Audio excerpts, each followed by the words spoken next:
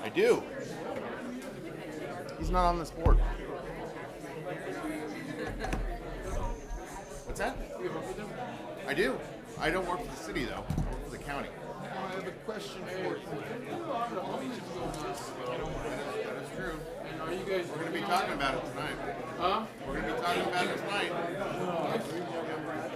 There's been a homeless lady on the train lately, and that's been maybe causing problems lately. And I don't think we should. I don't think they should have bright light ones anymore.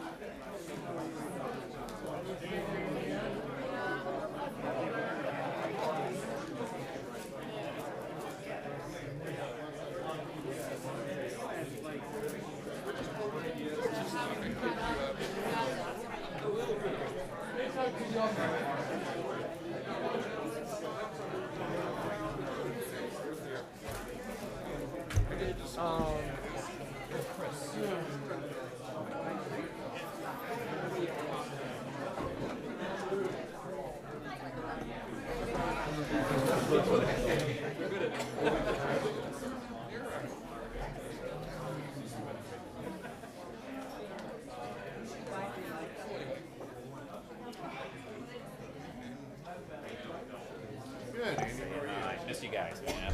Yeah, do you really? Yeah, I have a couple of us who were part of it.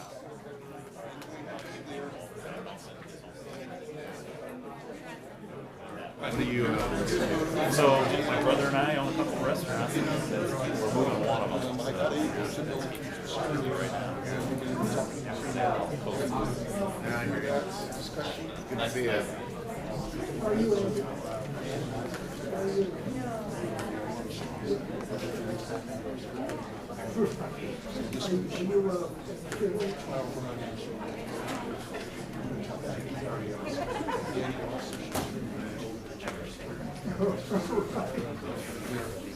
And other organizations.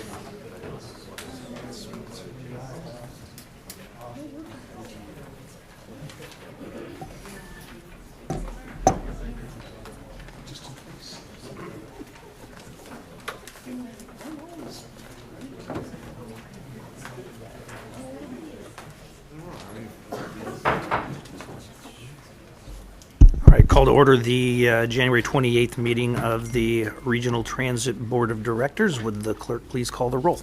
Director Budge? Here. Director Hansen? Here.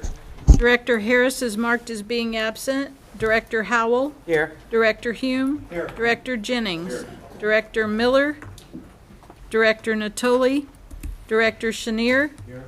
Director Cerna? Here. Director Kennedy? Here. With that, we have a quorum of 90 votes. All right. This meeting of the Sacramento Regional Transit District will be cablecast without interruption on Metro Cable 14, the local government affairs channel. Tonight's meeting will air on Wednesday, January 30th at 1 p.m. and replayed on Thursday, January 31st at 9 a.m.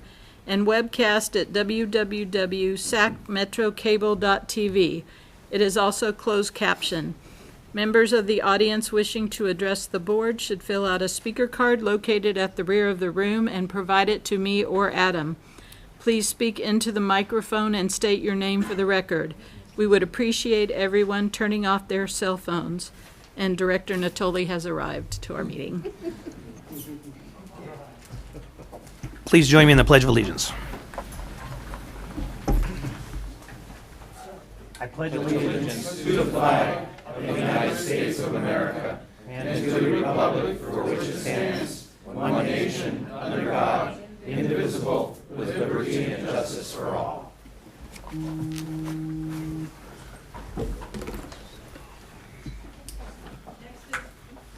Next is the consent calendar, items 1 through 5. Okay, is there any questions, comments from the board? I'll move consent. Moved by Director Howell, second by Vice Chair Hansen. I have no cards from the audience. I take it that no one in the audience wants to comment. Okay, all of those in favor? Aye. Opposed? Abstain. Next item. Motion carries at 90 votes. Next item is introduction of special guests, item number 6, resolution commending Andrew J. Moran, presented by Chair Kennedy. Would Mr. Lee like to say anything to kick off? I'm going to say the last, after your board directors wait for the comment. Okay, all right. Where is Director Moore? Oh, there he is, right there. Well, let me, if you don't mind, Don't you want a motion to approve the resolution first? I'll move that. we have a motion by Director Budge. Thank you. Second by Director Second Howell. by Director Howell, and thank you, Director Budge. All those in favor? Aye. Opposed? Abstain? Motion carries at 90 votes. Thank you.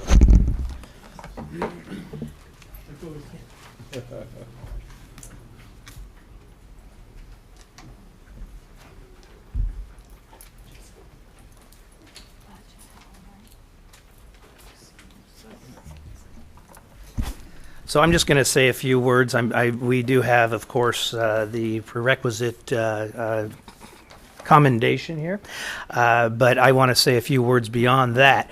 And that's that, when I came on this board not that long ago, Andy was actually the first chair that I had the privilege of serving under. And I'm very glad that I did, actually.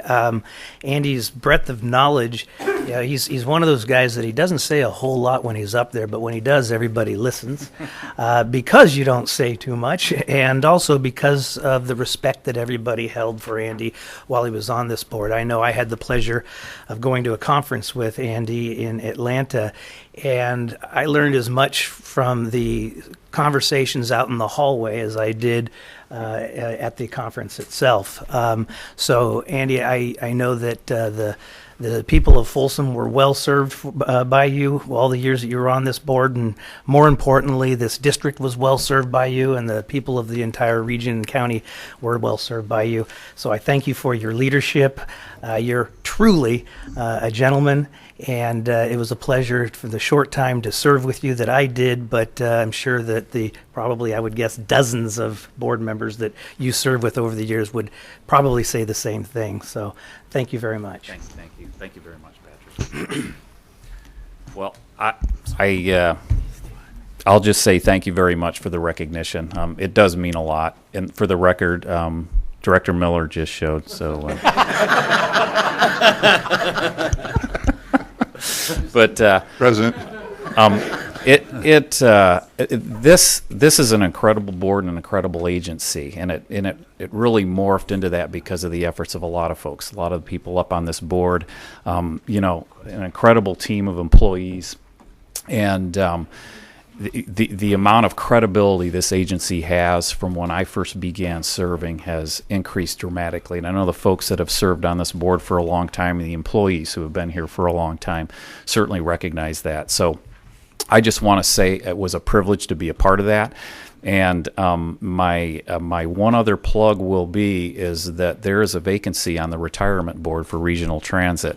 So Jamie, I promised Jamie I would give it a big sell, and it is an incredible board to serve on. Don served on it for a long time, so Don and I will both say that you will really enjoy that experience to step up and serve on that retirement board, learn where all that money gets invested and things like that. So maybe Patrick Hume, he looks like he might be interested. No, shaking his head. We'll be getting to that later. So I won't be here to see who gets that, but I'll watch it on TV. But Stop anyway. staring at me. I'm still on the phone. But thanks for the recognition. Sincerely appreciated. And I don't miss all the meetings, but I do miss all the people. So thank you very much, everyone.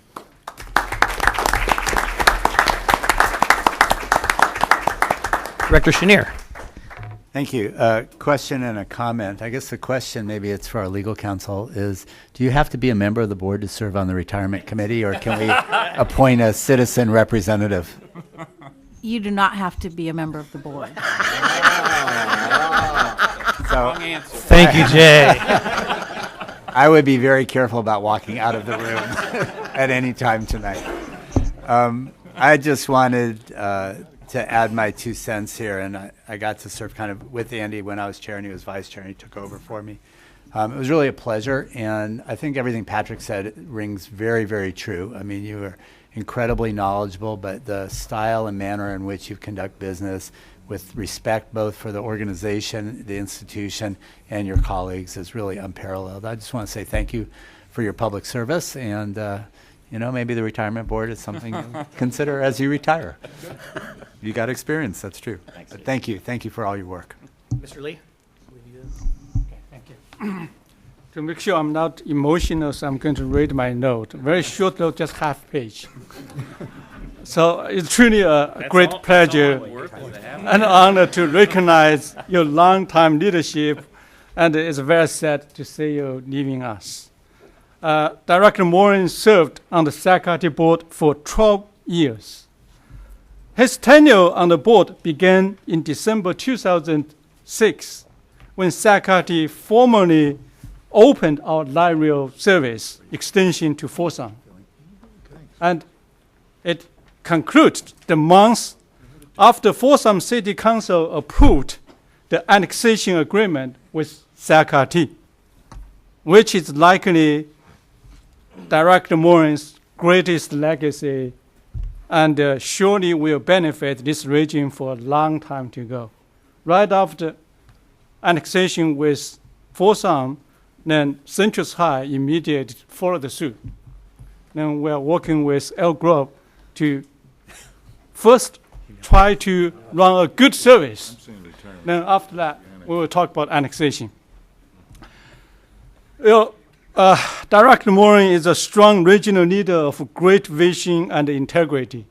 He served admirably not only on our board of directors, but on Sacarte's retirement board, and he's a very tough director in that board. And also Sacarte's operations and planning committee. Director Morin was our board chair in 2017 and led many of the improvements that we are enjoying today and in the future.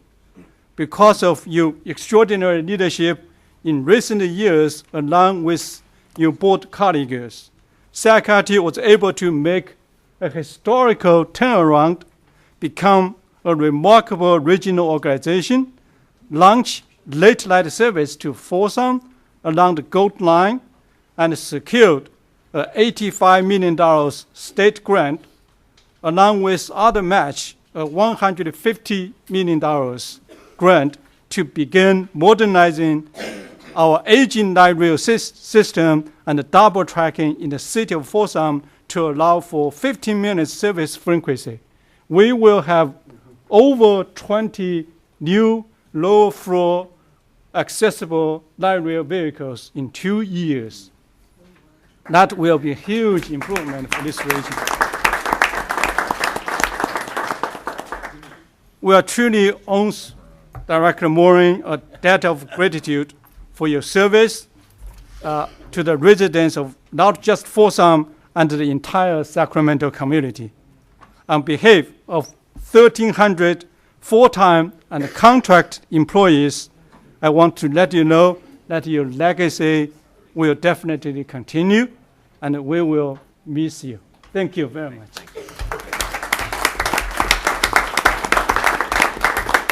And I'll just add one more thing. I never had the privilege of having 9-vote waiting. So just make sure that that incredible voting power doesn't go to Mayor Howell's head, okay?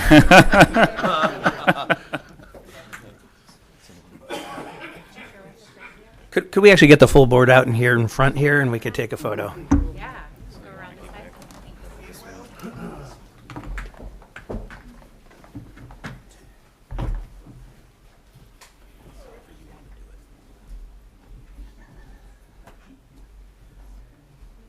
All right, can we try to maybe squeeze in a little bit? Just want to make sure I can get everybody in here. There you go, A little more on this side. All right, I got everybody in, but I don't want to see that. Okay, look right here. 1, 2, 3. One more. 1, 2, 3. Big smiles. Awesome.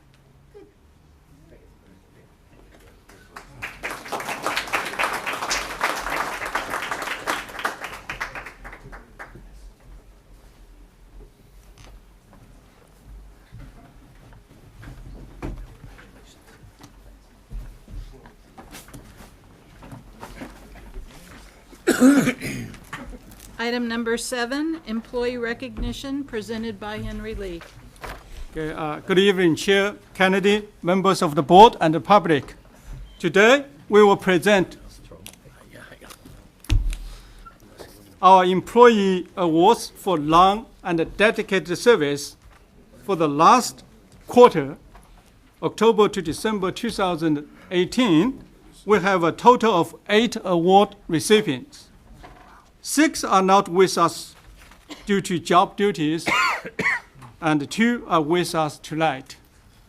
The 2 award recipients with us tonight are Kenneth Matsushima, electric mechanical with 30 years of service, and Edmodo Dinatori, mechanical B with 25 years of service. Wow. Thank you.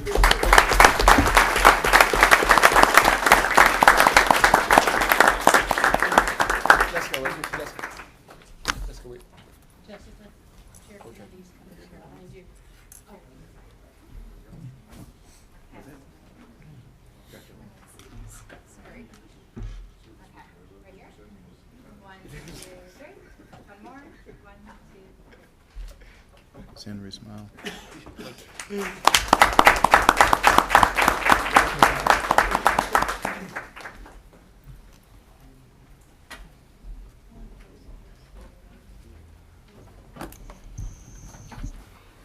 Moving on, new business, item number 8, appointments of SAC-RT board members to various boards and committees. Oh, I'm sorry, going backwards, public addresses the board on matters not on the agenda. I apologize. Oops, almost. I get a oops every once in a while.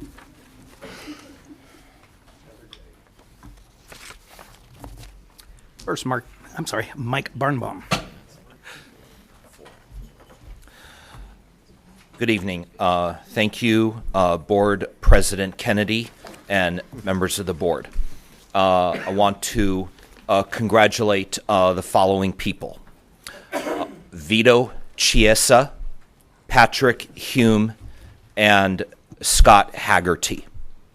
They have been selected in the item of election of officers at Friday's meeting in Fresno, respectively as Board President, First Vice President, and Second Vice President of your San Joaquin Joint Powers Authority.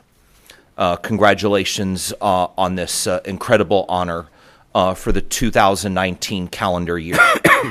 But that wasn't all that the San Joaquin Joint Powers Authority took information and action on. The Joint Powers Board voted to authorize Board President Vito Chiesa of Stanislaus County to enter into the negotiations for a major schedule change to take effective on Monday, April 1st. The schedule change, unfortunately, will eliminate the morning express because of dwindling ridership and revenue. Graphs had shown Ridership was only around near 50 riders and likely not to increase. The new schedule that will come out will be what's called a pulse schedule, in which all trains arriving into Bakersfield or departing Bakersfield will be once every 2 hours and will be on the same schedule 7 days a week throughout the year. So no weekday schedule, no weekend schedule, no holiday schedule. It's a daily schedule for simplicity for people to understand. The board also took action to take a concept into consideration of express train skip stop service to take effect next April 2020, schedule change to allow for faster rail service between Bakersfield and Sacramento. Several concepts were studied, and that is going to be a continuing discussion. The board's next meeting is March 22nd in Stockton. They will take a look at the Parada law, a law that prohibits bus-only travel. You have to currently have a rail segment. And the board also will take up the JPA's business plan at the next meeting and get it to the CalSTA by April 1. If you have any questions, I will be here throughout the meeting. Thank you. Rick Hodgkins.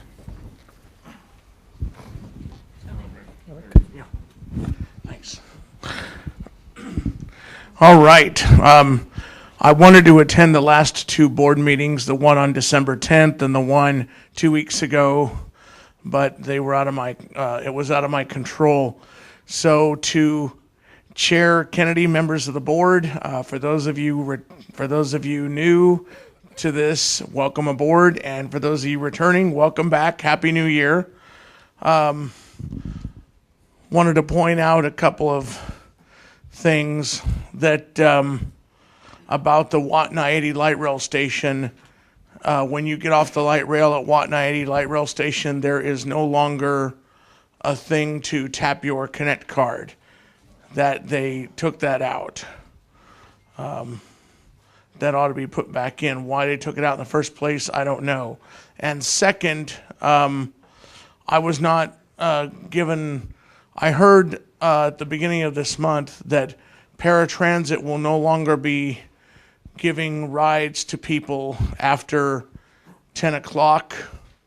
Now, I am a regional center client and I have an Alta Pass, so I don't know if regional center clients are included in that change or not.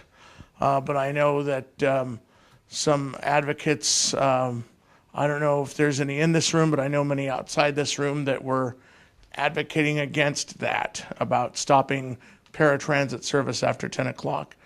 And with the previous former board member recognition, I wanted to tell them that I was here a lot of the times championing the Connect card. And I'm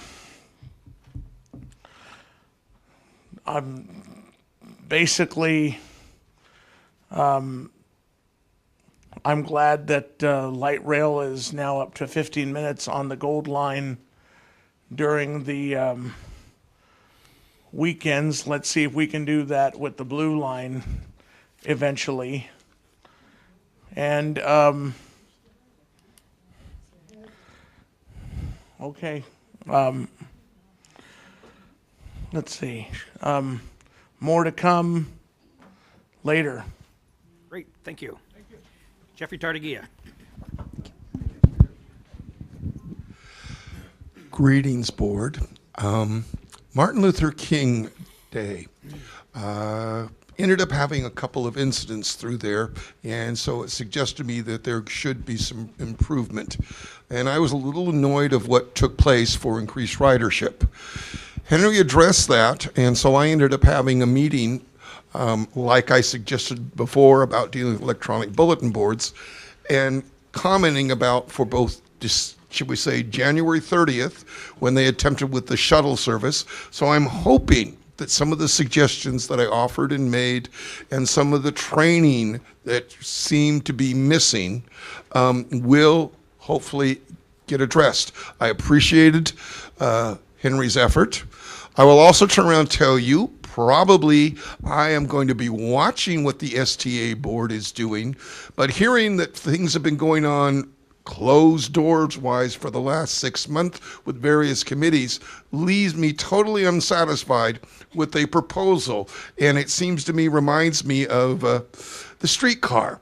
And 34% of the public were used to it, accepting it.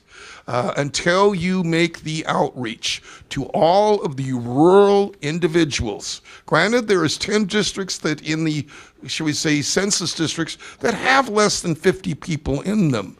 But until you convince Leenley that there is a real, not only need, but there is a benefit for those individuals that are in Rio Linda, those individuals down in Galt, and the other individuals that are coming along from Elk Grove and the other areas, that this will get people off the road and into public transportation. I think you're setting yourself for a failure for 2020, and I think it's not something I should separate myself away from. I will just watch you guys, and I will do written comment until there is a change in attitude. And since Jeff isn't here as part of that board, I will offer the other side of, please guys, all of you read your emails now from Mac so you know what's going on. One of the questions that should come from this board is, on these new devices being installed, how in the world, when they're broken, do you know about them? We have a recurring problem with the Connect card in that regard, and I'm hoping that the app will get changed so that you will, when that problem occurs, it will get directly answered. Thank you, Jeffrey. David Schwegel. Greetings, SAC-RT Board. David Schwegel, one of many volunteer certified champions for the Greater Sacramento Economic Council promoting our great region. Back when I lived in Seattle in 2000, I did a presentation for ITE on creating a state-of-the-art transportation system for Greater Seattle within the constraints of Initiative 695. Tonight, I'd like to talk about creating a state-of-the-art passenger rail and mass transit light rail system for Greater Sacramento, perhaps with the help of a half-cent sales tax measure where all 100% of the proceeds would go toward the mass transit and light rail system. So what would that look like? I'm very pleased to see that we're actually making some traction on brand new light rail vehicles. Certainly I appreciate Santa Clara VTA taking pity on us and sending us their outdated light rail vehicles. Certainly I love those, but it would be nice to have 100% coverage of those brand new low floor light rail vehicles that are going to be put in operation out to Folsom. So certainly brand new light rail vehicles would be fantastic. We have Siemens right here in our own backyard. Let's work with them and talk to them about, hey, what does that next gen rail vehicle look like, and deploy it here in our region as quickly as possible. TOD, it looks like we're also making considerable traction in that area as well. I was pleased to learn about the rail yards. 10 years of persistence. After the New York Times deemed the Sacramento Rail Yards America's largest urban infill project, it looks like not only is Kaiser moving forward, but also we found a major investor for the Sacramento Republic. And I'm also looking forward to seeing a high-speed rail museum move forward, as well as the UC Davis campus, a Sac County courthouse, as well as considerable residential and retail. Additionally, we need to be thinking in terms of transitioning the parking lots, i.e. think of Disneyland's 140-acre parking lot and how it became Disney's California Adventure. If we could do that with all those light rail stations that have major surface parking lots, that would be fantastic. Additionally, coverage out to the airport would be fantastic, as well as down to Elk Grove, over to Davis, up to Roseville. And of course, we have the Sac Roseville Third Track project moving forward, and we have ACE coming here into town in 2020, which is going to be fantastic. And finally, having Sacramento be recognized as a major hub for mass transit and high-speed rail activity. What went wrong back in 2002 was there was a population density study that showed our region well below Fresno even in terms of population density. Well, since then, our numbers have improved significantly, especially with the phenomenal population growth in our area. So I did get a chance to walk the halls of the Capitol, visiting all 122 offices, educating them on the value of moving Sacramento from the bottom to the very top of the high-speed rail food chain, and that will fuel bus rapid transit and the overall state-of-the-art light rail, mass transit, passenger rail system here in Sacramento. Thank you so much. Thank you. Joanne Fuller.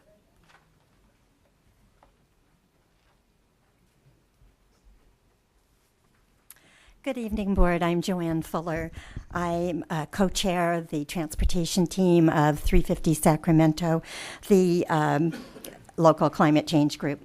We want to thank RT for the outreach that you have done with our community as you plan new bus routes for RT and optimize climate-friendly transportation here. We understand the need for efficient use of resources, which will mean there are no more 60-minute waits, and all lines will have 30-minute frequencies, and more will run later in the evening and on the weekends. This is all great news. The transportation team and 350 Sacramento understand these moves are to increase ridership and so increase funds for RT to provide more service, thus reducing greenhouse gas emissions, which is really good news for our region. However, we do have equity concerns. As you go forward, we want to make sure that low-income and underserved communities are not penalized. And because we need this kind of funding for underserved communities, we need to join together and support the bigger goals, funding a mass transit system. And particularly, we want to encourage you to resist diverting funds from the RT budget for priorities that better weight future funding. And we would include the free fares for students as one of those projects that we think could wait. So thank you. We encourage you to look at the underserved communities, particularly the folks who need to ride the bus, and really make them whole. Thank you. Thank you. That's the last card. Moving on, item number 8, appointments of SAC-RT board members to various boards and commissions. And I'll go item by item if that's okay with the chair. Sure. Item A, chair appointment to SAC-RT's retirement board. Currently, Mr. Lee, Prior Moore, Director Morin, and Rick Jennings as alternates served. So what we need is 2 members and an alternate. This is for which board? Retirement board? Retirement board. Okay, I did ask board members to let me know of your interest, and none of you responded to that. So I'm going to ask right now if there is a volunteer for the retirement board. I move Director Morin. Yes. It was either that or Harris. Not it. Yeah. Just to clarify, I think Mr. Lee should be reappointed, and then Already done it. Don't look at me down here. So, okay. Mr. Harris? Since I'm hearing nobody's running to the podium to volunteer, then the board will appoint Mr. Lee and the chair. Next item. Typically what we've done. And we need an alternate to Chair Kennedy. And the alternate would be Director Jennings. Thank you. Perfect, thank you. The next is B, and this is a motion and a second from the board. Appointments to the Capitol Corridor Joint Powers Authority. Currently, Director Harris and Miller serve with Directors Hanson and Jennings as alternate. Okay, now here I did hear from a member, and so I will make the motion to reappoint Director Miller and appoint Director Howell with Directors Hanson and Kennedy as alternates. So moved. Okay, I'm sorry. Or is that a motion? Second. We have a motion and a second? Yeah. Second by Vice Chair Hanson. All those in favor? Aye. Opposed? Abstain? Next. Next is C, The motion, so I guess. appointment to the Sacramento-Placerville Transportation Corridor Joint Powers Authority. Currently, Director Budge serves and Director Natoli is alternate. I'm happy to continue. I'd like to make a motion to reappoint Director Budge as to the Board of Directors and Director Natoli as alternate. Second. We have a motion and a second. All those in favor? Aye. Opposed? Abstained? Next. Next is the appointments to the Paratransit Board of Directors. And currently, Directors Hume and Hanson serve on that board. And I have spoken to both members, and both members are willing to serve, so I will make a motion to reappoint Directors Hume and Hanson. Second. Second. One comment. Olga, Yes. would you mind working with the Paratransit General Counsel to see if we can have an alternate for that board as well? And I'll mention it to the executive director, who happens to be sitting out here, when I see her at our board meeting. Who was inundated by phone calls about that very issue today. Okay, thank you. All those in favor? Aye. Opposed? Abstain? Next item. Item E, appointments to the Downtown Riverfront Streetcar Policy Steering Committee. Currently, Director Harris and Director Budge as alternates serve on that committee. And Chair will make a motion to reappoint Director Harris as a member and Director Budge as alternate. Second. We appoint 2 members? Pardon me? No, just alternate. Member and alternate. Alternate, member and No, alternate. I don't obviously Oh, okay. appoint 2 members. I didn't catch the second, I'm sorry. Director Howell. Thank you. All right, we have a motion and a second. All those in favor? Aye. Opposed? Abstained? Next item. Next item, or last item, appointments to the San Joaquin Joint Powers Authority. Currently, Director Hume serves with Director Natoli as alternate. I will make a motion to reappoint Director Hume as a member and Director Natoli as alternate. Second. It's a motion by the chair, second by Director Budge. All those in favor? Aye. Opposed? Abstained? Thank you. And all those motions carry at 100 votes. Yes. Moving on, item number 9, information, update on SAC-RT Ford activities and progress since the December 10th, 2018 board meeting. James Boyle presenting. Good evening, Mr. Chair, members of the board. James Boyle, I'm the Director of Planning, and tonight I'm here to provide you an information item, an update on SAC-RT Ford. As you know, there's been a lot going on, and we've been getting a lot of great input and feedback from the public. So tonight I want to go through and update you on our public involvement, what we've been doing, what we've been hearing, and I also want to update you on some of the route proposal changes that we have in place, and then talk about a few other routes. So quickly, I just want to make sure everyone's kind of on the same page and with SAC-RT Ford and what we're doing. Again, this is a blank slate look at our bus network, and to design a better network. And what we brought before you on December 10th was a network that provided 7-day-a-week routes, that provided more weekend service and more frequent service and more evening service. So just want to kind of reiterate that and to talk about, there's 24 routes that we're proposing to improve the frequency on and to increase the span of service as well. So just want you to know that we've been busy. We're listening to the public, and we are continuing to make improvements to our network every day. So I want to go through our public outreach process and what we've been doing and what we've been hearing. Staff has been super busy since the December 10th board meeting. On the slide here in front of you, you can see that we have held 4 open houses in the month of December. We've attended 10 different community meetings. We have held up to 21 SAC-RT Ford specific presentations. We've ridden our bus system over 72 different times. We've had 5 stakeholder meetings, and we've received, this says 300, but I believe we're close to 400 comments now, and those are from email and phone calls and actual letters. And we get feedback from operators as well. We have a great display set up in our operators training room or break room for them to respond and look at what we've done. So we have no shortage of feedback from the public. I think this is a sign of the success that we've had in getting the word out. Social media has been great. Our website, there's a lot of great information on our website. So the next slide is a map, and I really wanted you to see on a map where we've been and what we've been doing.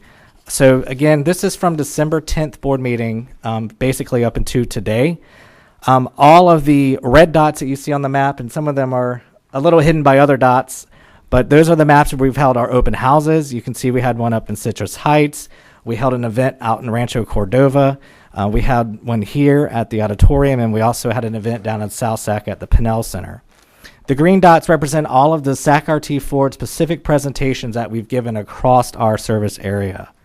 The blue dots represent community meetings that we have gone to and attended and spoken about SAC-RT Ford.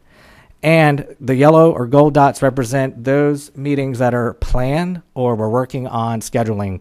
So we are continuing to add locations to this map. Like I said, we've been very busy. We held some coordination meetings with Rancho Cordova staff in the last 2 weeks. We've met with city staff a couple of times. We met with SHRA. We have a scheduled meeting with the county to go over things with them, and also with Citrus Heights. So we are continuing our outreach at a fever pitch. Mr. Chair? Yes. Before you leave the map, could I ask Yes, a question? sure. I noticed that north of 80, namely the Natomas community, seems a little bit devoid of dots. Is there, Okay. I mean, we have more than 100,000 people that live in that part of the community. And I don't see any planned open houses, or I didn't hear you mention any in that part of the community. Is there a particular reason why it seems that there's some sparse? Well, it may be that we've maybe have reached out to some groups and we haven't heard back yet, so we haven't planned anything or scheduled anything. But I could follow up with my staff and marketing staff and look at that area specifically. Yeah, two things to keep in mind. One is the fact that we've had an intent that the community is well aware of for decades now to get light rail extension out to the airport, and obviously Yes. runs through that part of the city and the county. Mm-hmm.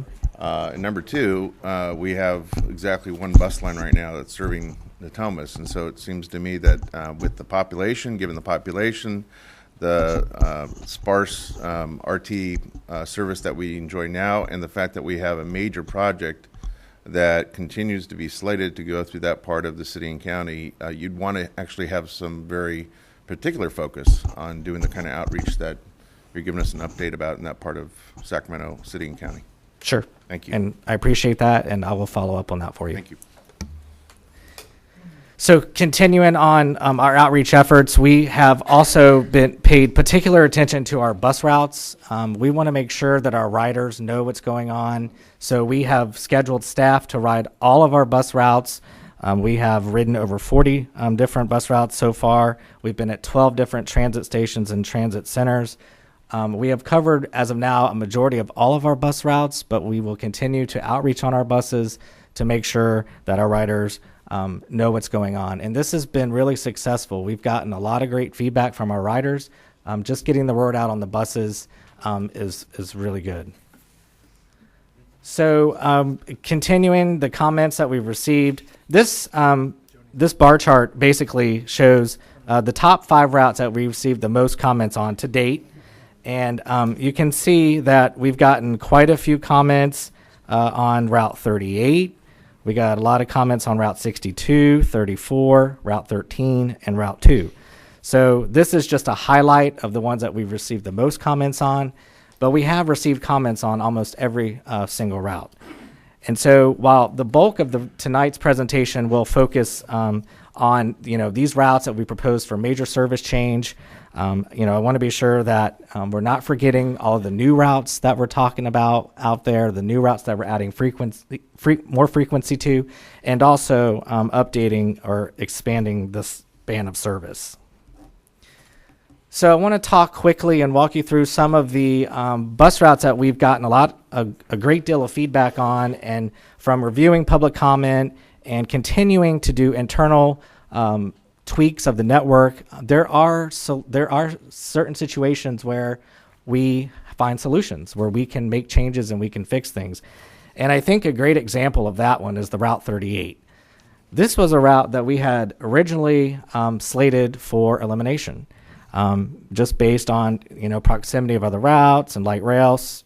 So we presented it for elimination, but we heard a great deal of feedback from the public. And with that feedback from the public, we also, like I said, continue to look at our work every day and to make improvements on this. So actually what we were able to do with the 38, instead of having a route that basically has hourly service, we were able to combine this route with Route 30, which allowed us to simplify the route and to improve the frequency on this route. The new 38 will run every 30 minutes, 7 days a week. And it also will combine with Route 30 through Midtown and Downtown, which will give us 15-minute service between Downtown and Midtown on the Route 30 and the Route 38. So that was a great example of, not only hearing from the public, but staff continuously looking at what we proposed to you on December 10th and making those changes and making those updates. So the next route I'd like to highlight for you is Route 26. We got some feedback on this route. This route currently runs up Watt Avenue, and you can see the existing route there. Terminates basically at McClellan Park and kind of loops through there and serves the VA and the commissary. This is a 30-minute weekday route. What we had proposed was taking that loop out of McClellan out and running the route straight up Watt, up towards the North Highland area. And we would extend the weekday service to 10:30 at night, and we would have weekend service till 9 p.m. at night. And we would improve the frequency on this route from 60 minutes to every 45 minutes.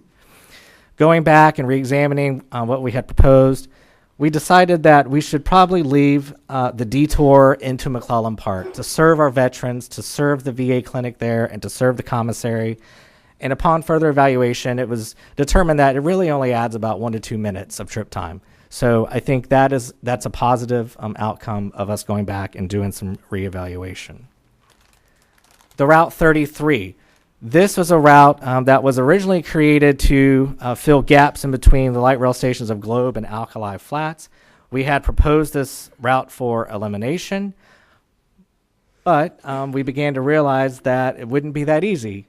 We have been working with the city, and we have been working with SHRA on grants to help fund the Dos Rios development and the light rail station there. So upon our discussions with the city and SHRA, we agreed to leave the Route 33 in because it is so tied to funding for an important project. We thought that'd be a good idea to leave it. And we spoke with, like I said, SHRA, the city, and also Loaves and Fishes. So we addressed those comments and concerns. And we would leave the Route 33 operating until the Dos Rios light rail station opens. And then at that time, we would reevaluate the route and see where we stand. So that was a good plus there.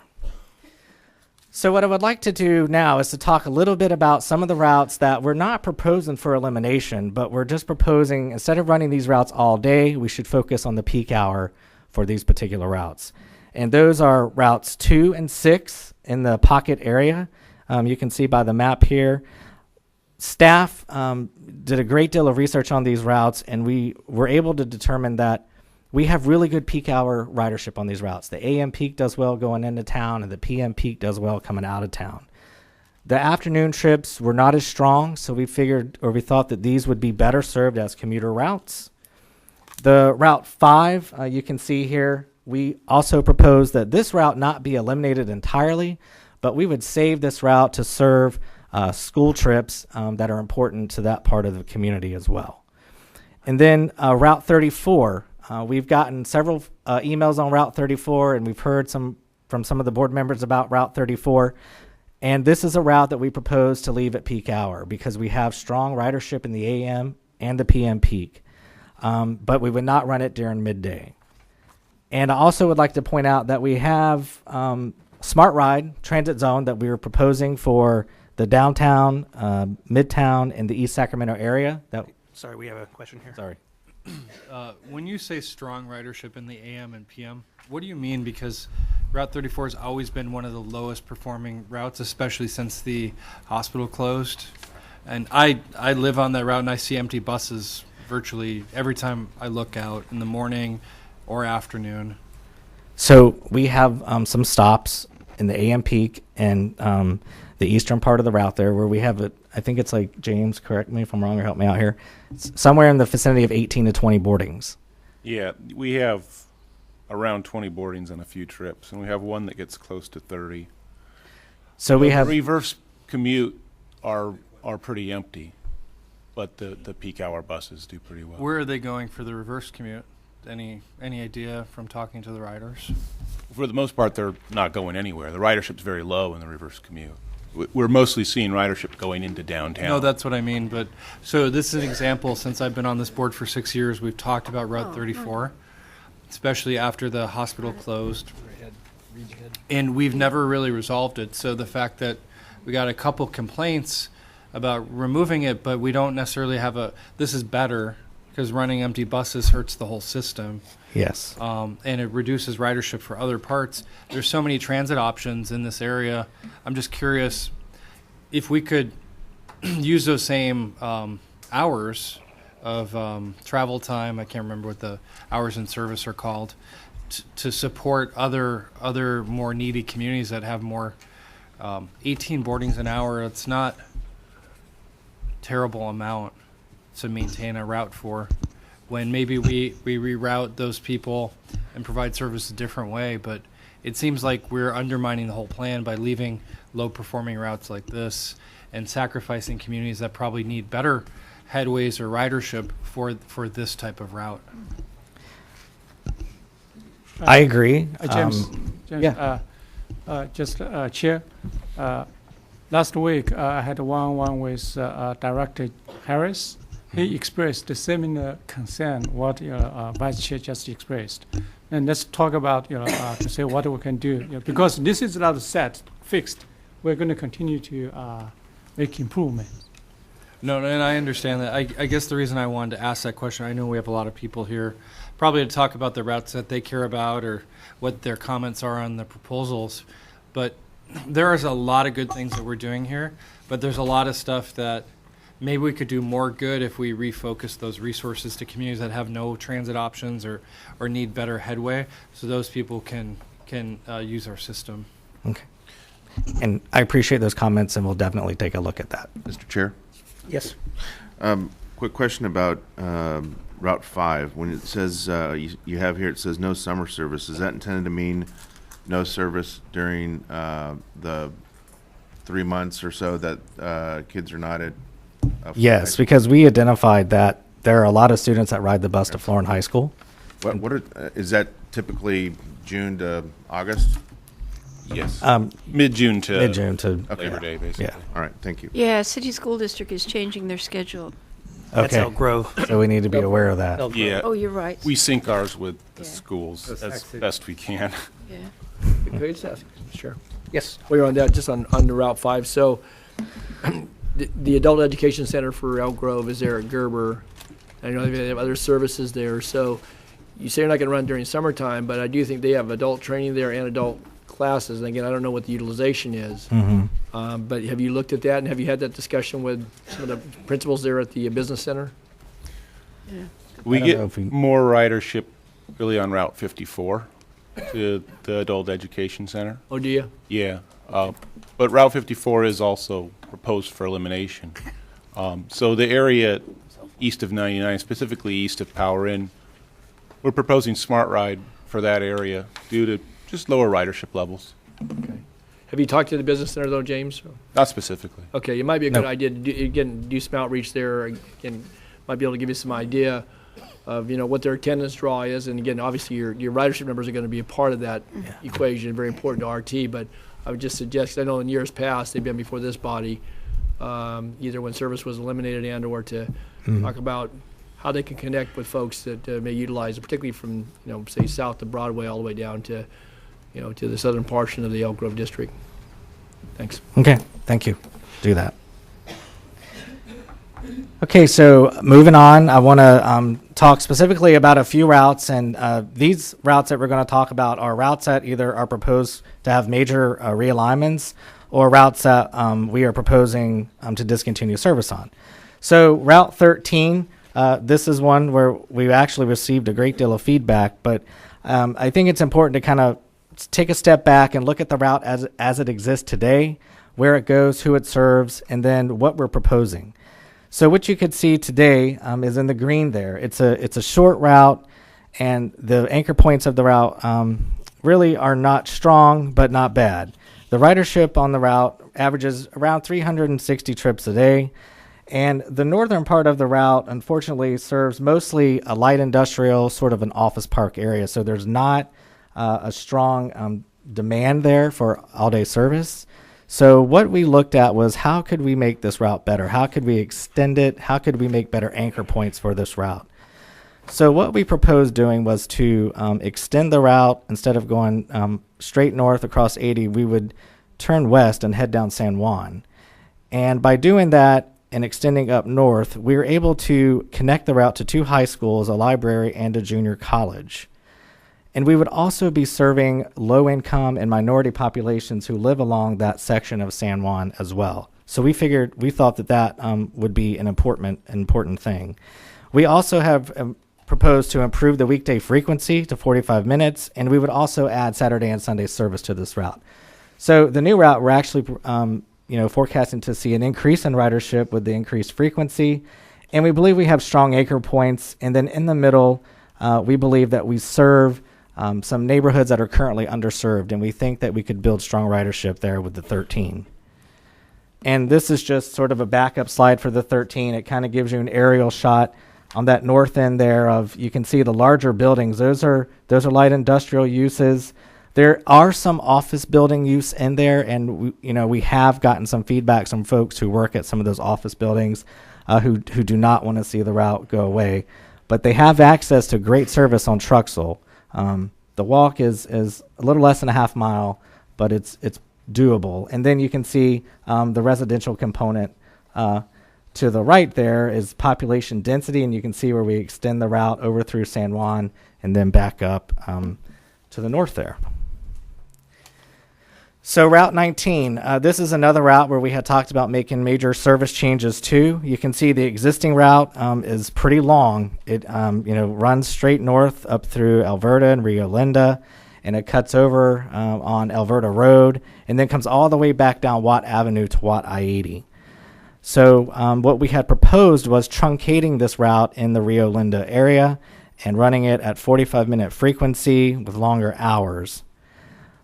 Based on some feedback and further evaluation, what we're proposing to do now is to continue the route north, continue it over Alberta, and then connect it in North Highlands there at Watt with the 84 and the 26.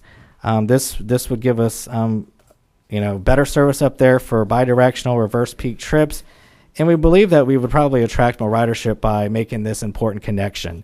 So this is some suggestions that we're proposing for Route 19.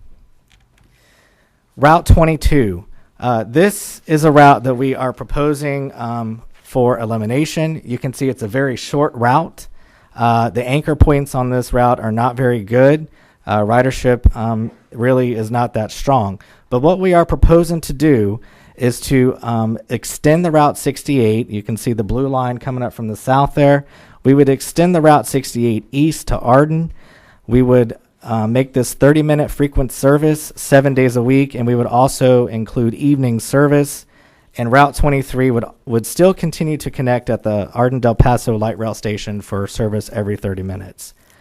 And Arden Arcade actually is one of the areas where we're seeing an increase in service level, because we believe there's a strong demand for good ridership in the Arden Arcade area. It's set up well for transit. And, we think that we can definitely build some ridership there.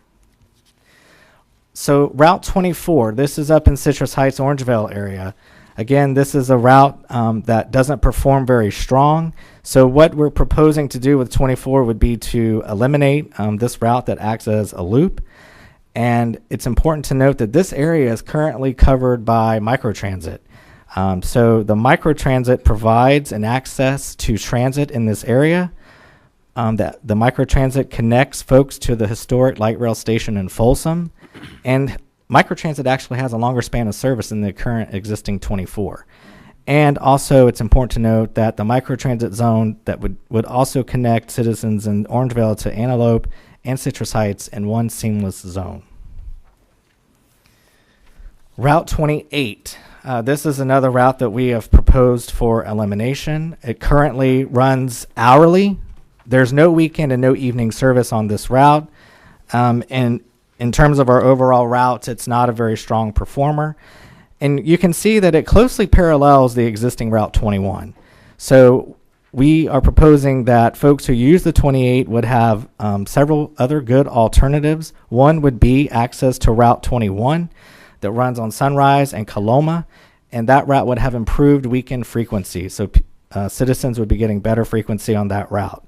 Also, we have to remember the Gold Line on Folsom now has 15-minute weekend service. And the new 74 on Folsom Boulevard will have improved weekday frequency to every 30 minutes, and we will add weekend service on that route as well. Yes, Director Troy.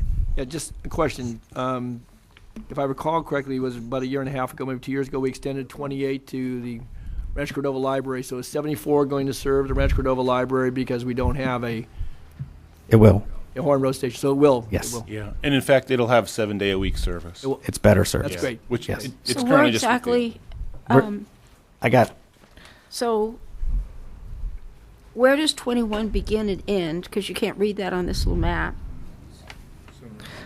21 begins at Lewis and Orlando Transit Center on the county line. And then it comes all the way down, and it ends at Mather Mills.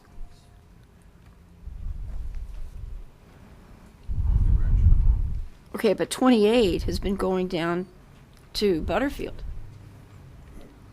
Is it Butterfield, James?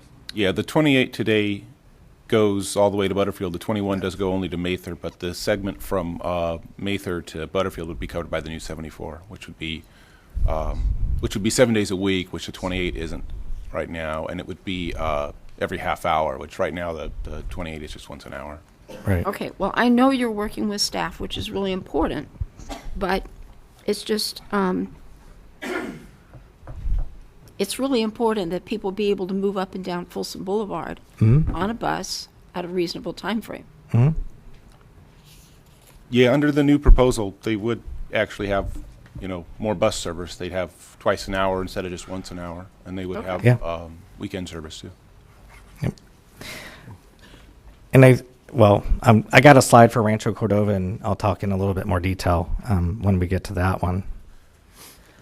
So the next couple of routes I want to focus on are in South Sacramento, and it's important to remember that when we talk about this part of our service area, we got to keep in mind the Blue Line extension to CRC. We never went back and reevaluated our bus lines after we did that extension to CRC. So this project is kind of going back in time and fixing some of the routes that run down there. So the first route we want to talk about is the 47. The 47 you can see here is a short route. Again, it has very weak anchor points, and ridership is really not that great. We're proposing to eliminate this route, but folks who ride this route, there's nearby alternatives that have better headways, more evening and weekend service. The Route 5181 combines for 15-minute service on Florin. The 56 has 30-minute service on Meadowview, and the 67 has 30-minute service on Franklin. So the next one we want to talk about, again, staying down here in the South Sac area, close to the Blue Line extension, is the Route 54. The Route 54 is an hourly route.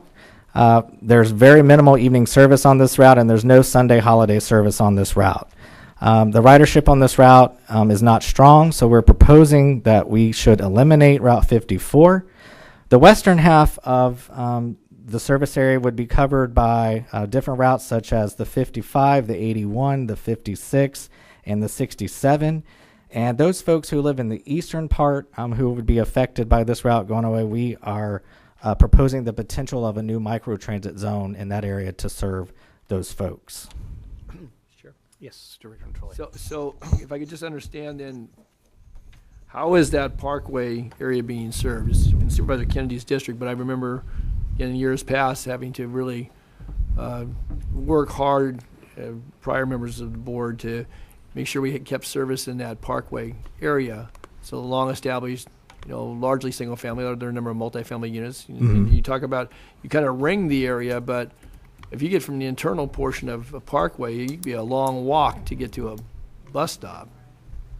And you're going to take Smart Ride for the other side of the freeway. I get that. I understand the other side of 99, eastern part of the district. But what are you doing for that western portion of the area? How are you going to get?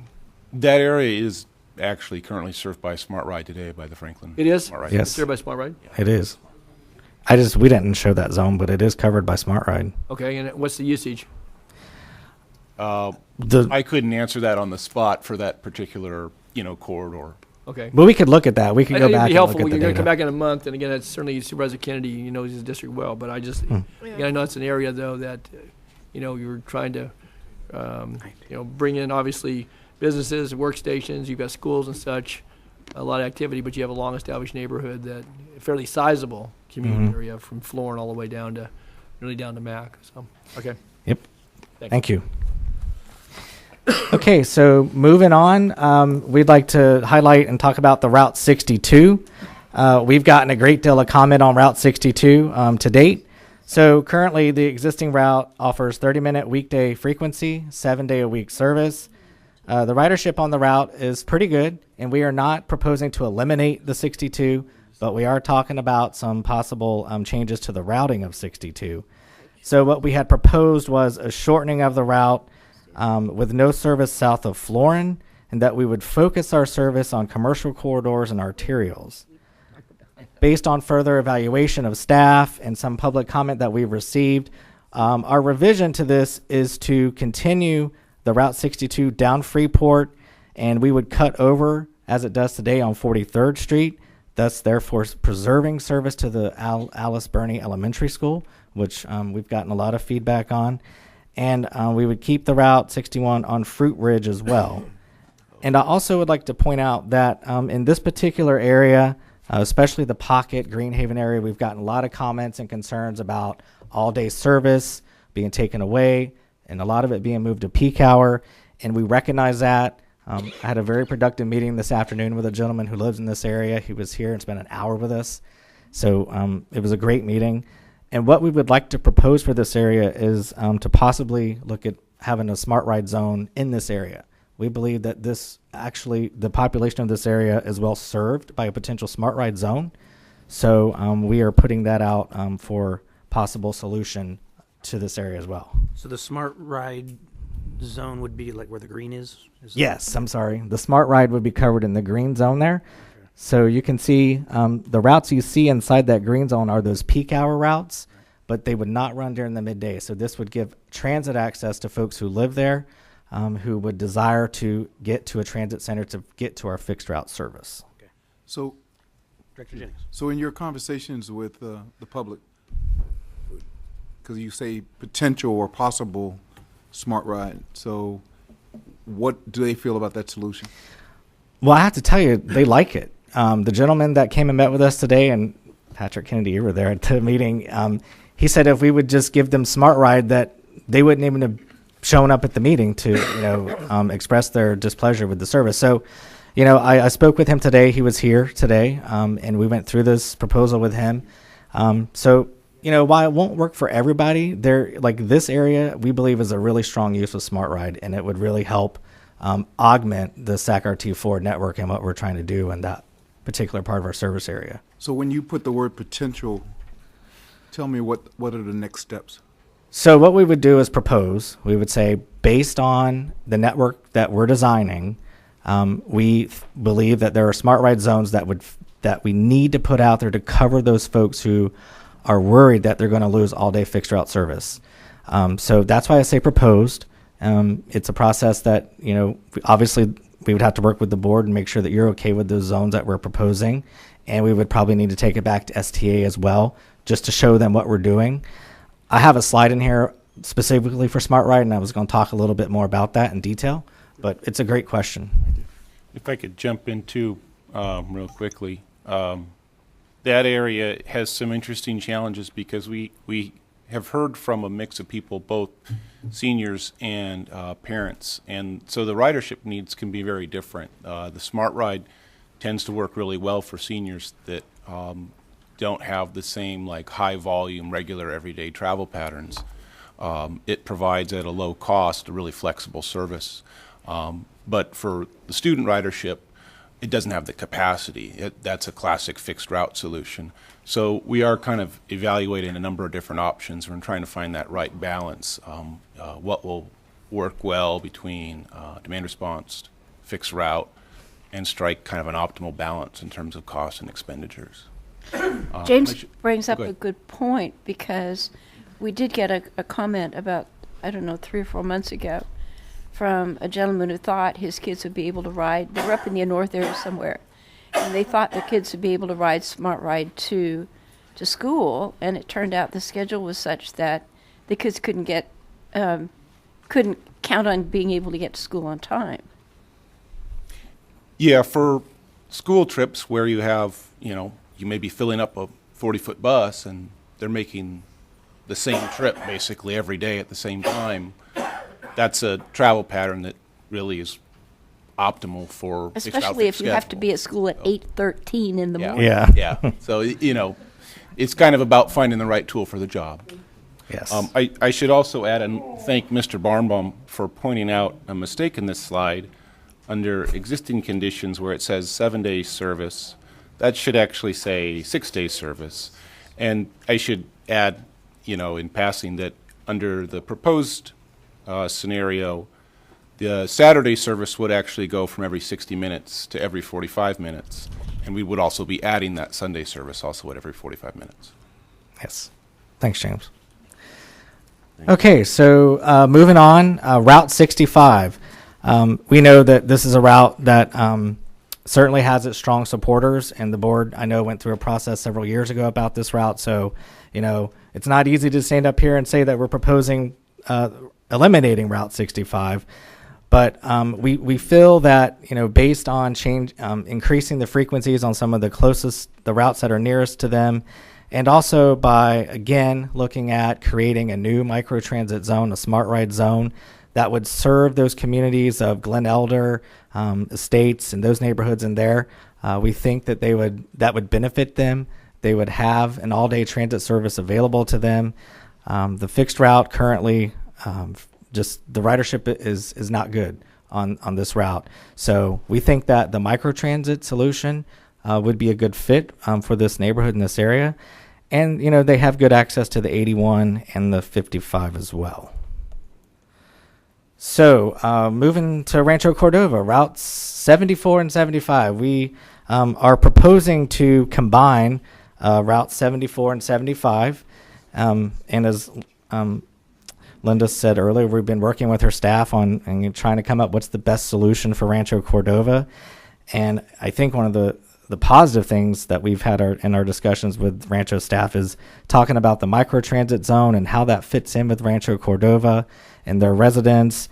There was some concern about the loss of the 28 going down Zinfandel, but we believe with the increased frequency on the 21 and the walking shed is within walking distance of Zinfandel, that it would be a good fit. And then the population who lives in North Rancho Cordova tends to be a lot of retirees, and it's an older part of Rancho Cordova, and the microtransit smart ride zone would fit well here. And we think that it would get folks to that fixed transit. They could transfer to fixed route. They could transfer to light rail. So we continue to work, Linda, with your staff to come up with the best solutions possible for Rancho Cordova. And again, I would like to point out that we're preserving service to the VA hospital down there. We understand that that's an important center, and we want to make sure that we have fixed route transit connecting to that VA hospital. Yes. Director Budge. Without 28 on Zinfandel, what about the kids at Mitchell Junior High? The junior high? Yeah. I'd have to check what ridership is to Mitchell. Yeah, and I don't know. Okay, we'll check on. We don't. It's actually been a while since we've seen all the latest ridership statistics on all these routes. That would be a really great. You know how we actually used to get it on a probably too frequent a schedule, but we don't get it very often anymore. What the ridership is on these different routes, and that would be extremely good, helpful background information to have at this point in this discussion. We can certainly pull that. Thank you. Okay, moving on. Route 80. Route 80, as you can see here, is quite a long route. It currently has hourly service. It combines with the Route 84 on Watt Avenue to create a 30-minute service.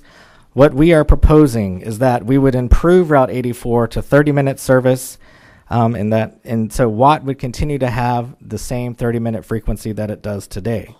We're also proposing to extend Route 26 into North Highlands, and that frequency would be at every 30 minutes. So better service every 30 minutes North Highlands compared to 60 minutes today. And the service improvements that we're proposing for North Highlands serves both minority and low-income neighborhoods who currently are underserved with our service as it stands today. And the North Highlands area, from our proposal, you can see up to a 36% increase in more and better service. So, you know, the 80 is pretty close to what the 84 does now. So we feel that leaving the 84 and improving frequency and service on the 84 is a good solution there. Route 95. This one's in Citrus Heights. You can see it's a very short route. This route by far is our lowest performing fixed route. Ridership is not good. But what we are proposing is that we would combine this route with the Route 93. You can see that in the blue line here. So we have direct service to the blue line. We would add 30-minute weekday frequency at 7 days a week. So this is much improved service for this area. And we presented this to some of the Citrus Heights staff, and they approved, and they thought it would be great. Mr. Chair. Yes, Director Natoli. And just kind of a basic question, and I guess I've never heard it answered or asked, but maybe it has been, is how did we get the numbers for the routes? How do we? That's a good question. You wouldn't believe me if I told you. James probably has some stories That's about why I never asked the that. question. I did fail to point out when we were talking about the changing some of our fixed routes to expresses. Yeah. The 100 series, we want to think of those as our express routes. Okay. So like the 2, we changed the 102 and things like that. Okay. As far as where the 95 comes from, I don't know. Yeah, because you got 84 and 26 and 1 and 21. They're all, you know, in similar areas, so it's not like... Yeah, there's no rhyme or reason to it. If you look at the old maps from like the 60s and 70s, Yeah. in a lot of cases, a lot of it is inheritance. We used to have a lot of routes that would run like all the way through downtown in the pre-light rail days, a lot of which became split. So then you start getting kind of mixed nomenclature, if you will. Okay. Yeah. So it's they're mostly historical artifacts. Some is the kind short. of legacy identification, and then Pretty much. Yeah. And hybrids. That okay. All right. Thanks. So I want to touch on the school service. I know that this is important to the board, and this is important to the community, and it's important to staff as well, because we need to raise a generation who may not really depend on transit, but will use transit. So we recognize on the staff level that those trips to schools are important, and I would just want to tell the board that staff understands that. We recognize that. We're preserving school trips, rather like the 5 an example of where instead of eliminating the route entirely, we're leaving school trip in place there. And we're continuously working to improve our school service. I know James works very closely with our schedulers to make sure that whatever network proposal we bring back for final approval, that our schools will be served and students will have access to fixed route to ride those buses to school. So again, you know, the 200 series, those routes that we run for school service, those routes we're not proposing to change. But the fixed routes where, you know, there are concerns from parents, I just want to make sure the board understands that we understand that. We're getting the comments, and we're not forgetting about it. So Smart Ride, we talk a lot about Smart Ride, and I think now you're really beginning to see the full benefits of Smart Ride and how it fits into our network and our system. So what we're working on is basically using Smart Ride to fill in the gaps, to fill in where we currently have fixed routes and where we believe Smart Ride could provide a needed service. And that's not to say that everywhere we cut a fixed route, just put in a Smart Ride zone and everything will be okay. But based on analysis, you know, and data, we can come up with those zones where we believe that Smart Ride would complement our new service. And you can see that on the map here. We talked about the Pocket area. We talked about the Glen Elder area, and then the area south down there where Florin High School is and such, and then the Rancho Cordova zone, and you got downtown and midtown. So I just want everyone to understand that as we move forward in this project and we continue to tweak and refine the proposed networks that we brought to you, SmartRide is going to play a huge role. So in the final network that you will see our proposed networks with the SmartRide zones all there together and how it's all going to fit together and work together. Because you need to see that and the public needs to see that. So we're working feverishly and yes. Can I ask a specific question about the future zone part of this map? Correct me if I'm wrong, but I don't see a future zone that perhaps takes advantage of the 68, especially as it runs adjacent to the Fruit Ridge Community Collaborative. Mm-hmm. And I'm wondering, is there a reason why that wasn't considered for an expansion as a future zone? The proposed, what we're calling, I guess, the Glen Elder Zone, would be situated between Florin and Fruit Ridge. Fruit Ridge, as it's shown here, would be the northernmost boundary. Right. We have kind of intentionally set out to start small with this zone. We have kind of anticipated that there might be demand to enlarge it. There's a number of other nearby destinations, like additionally, I think the Army Depot and some of the uses in there are likely candidates for expansion. But we did want to kind of start small and enlarge over time out of a desire to make sure that the capacity's there, that the wait times are there. We do have limited resources and buses allocated for the overall project. So can I just quickly advocate that please don't wait long. Pretty familiar with that part of my district, that being the part from 14th Avenue on the north to Fruit Ridge on the south, MLK on the west, and Stockton on the east. It's about 6,500 people. It's a community of color. It's a fairly economically challenged part of our region. In fact, I'd argue probably one of the most challenged. And there's not a lot of opportunity in terms of east-west movement, transit options. There's certainly a 68 spine that runs through it. That's why I asked the question the way I did. But for instance, if you want to get to either retail, shopping, grocery opportunities along the Franklin corridor or on the Stockton corridor, there's no transit option there. So if you're telling me tonight that because you wanted to start small, you left the northern portion of that Glen Elder future zone at Fruit Ridge, I'd encourage you to think carefully about extending that up to 14th and keep the breadth of it between MLK and Stockton. Okay. We'll do that. Thank you. Thank you.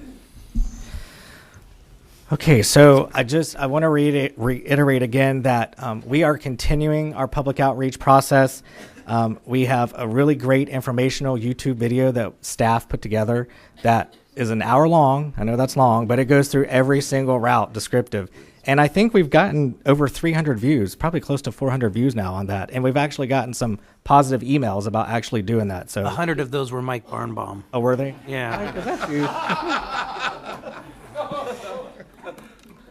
So, I don't want to take up any more time because I know we have a lot of folks who are here to speak tonight. But again, I'm happy to be here, to stand here and present to you what we're doing.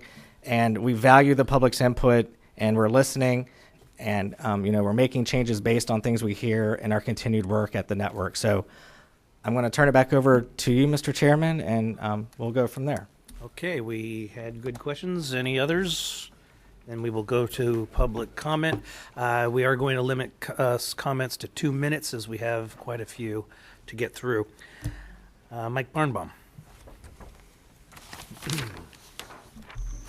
Thank you, Board President Kennedy and members of the board. So a week ago yesterday, I spent 5 hours going through everything distributed in this December 10th route descriptions paper. And it was to take a holistic approach at the route descriptions. Some were great, and you saw in your emails, maintain staff recommendation. But others are good but needed to be better. So just to highlight some of them for you, I won't take all the 5 hours I did during the email itself, but I'll highlight some of improvements. Route 1, every other trip to go over to the historic Folsom Station on Greenback. An extension of Route 67 on the south end to Delta Shores. Combining Route 15 and Route 88 into one complete route at the Arden Del Paso station, including service along West El Camino to the River Oaks master planned community in South Natomas. Service along Route 13, Del Paso Road up I-5 to Sacramento International Airport. Recommending the staff recommendation of eliminating Route 80, but reintroducing it later through the Nexus study discussed 2 weeks ago as a BRT on the Elkhorn Greenback corridor to Sacramento International Airport, and highlighting 51 on Broadway from 5th to 65th, and a new Route 50 on Stockton from T to Mac, covering the UC Davis Med Center area with 2 bus routes. So those are some of the highlights to look at. But if you have any questions about this, please ask me. But again, let me just close to say bus service to the airport and light rail construction to the Elk Grove Civic Center. Thank you. Thank you. Carol Nelson. I know it's tough to get it all in 2 minutes, but if we could try, because we've got another hearing item after this as well. Okay, I'd like to talk about the Route 13. Okay, in the mornings we have quite a full bus on the 623, 723 that I take. Quite a lot of people down North Market. We're trying to propose pick our buses in the morning and in the evening, so that we don't have to take several buses and walk quite a ways in the rain or the bad weather. It's not safe for us. We're walking up and down through Truxell and all that. I would like you to come out and ride these buses at these times. We never see you guys on the bus. I usually see full buses. So like 3 pick out in the morning, 3 in the evening, so we can make our connections home. Please come out and consider this. And we got a lot of, I work in the old Arc Arena building. We got a lot of people there. We got people across the street. I am at a state agency. We got a lot of people down on National. So please consider leaving it the same way, just doing some peak hour. You can run your other thing and the other way during the rest of that time. And you would get a lot of riders. Thank you. Thank you. Tony Paraset.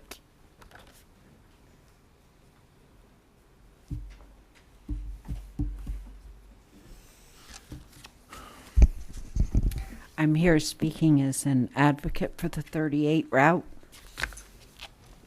It runs where it runs down through Broadway. There's a whole section there between 50th and Fairgrounds where you have hundreds of seniors living, and they use that 38 to maintain their quality of life, to go to the store, to go to doctors, medical appointments, just to get around, get to church. And so it's really important that that 38 remains. Thank you. Thank you. Mr. Chair, would it be okay to, I'm sorry, over here. There you are. Okay. Would it be okay to jump in with one point on that? Sure, sure. Just to be clear, we did touch on this a little earlier, but just to be clear, the initial proposal for Route 38 was for that route to be eliminated entirely, but we have revised that, and instead of it being eliminated, what we're now proposing is for service levels on that route to actually be improved from hourly to every 30 minutes. It would be on kind of a shorter, more simplified route, but the part that would be unchanged is the eastern part of it by UC Davis Med Center. Right. And through Tahoe Park on Broadway, which is that same vicinity, Broadway from 58 to Fairgrounds. So that would actually go from hourly service to every 30-minute service. And we have, I don't mean to interrupt the presentation, but that's probably our number one complaint is in that area, so I just think wanted we're all to aware of reiterate that. Yeah, thank you. See that, Tony, you can fight City Hall. That's over there. Maddie Nunez. She doesn't feel safe there. Pardon me? I'm sorry. Oh, sorry. Murray. Thank you. I enjoy writing RT. I've done it for years, and I want to say thanks to the girls that answer the phones over there, but I especially miss them on the weekend when you call and you can reach no one. But during the weekdays, it's great. The 38 gets me to 29th Street Light Rail and University, where I can connect to various buses, and I love that. And I hope you keep the 65 going to Delta Shore or have another bus going that route. One of my main concerns, though, when I'm on the bus is so often we'll get to a stop and there's someone in a wheelchair or a walker, and because there's 2 wheelchairs on, the driver has to tell them that they need to wait for the next bus. So when we were looking at 38 being once an hour, that was terrible. So I'm really glad that we can go back and tell our neighbors that it's going to be on the 30 minutes schedule instead. And my last comment is there's a lot of activity downtown around the Capitol, and especially with the arena and everything. And whenever there's marches downtown or any function, 38 sometimes does not show up. I've had instances where I'm waiting and it doesn't show up, period, and it's not even anything happening.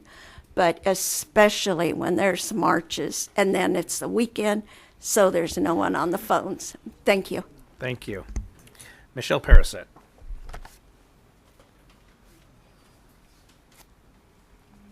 Hi, good evening. Michelle Parasette, I'm with Public Advocates, and I'm also a member of the Sacramento Transit Riders Union. First, I want to thank Henry, the Jameses, and staff for all the work that they've done on outreach.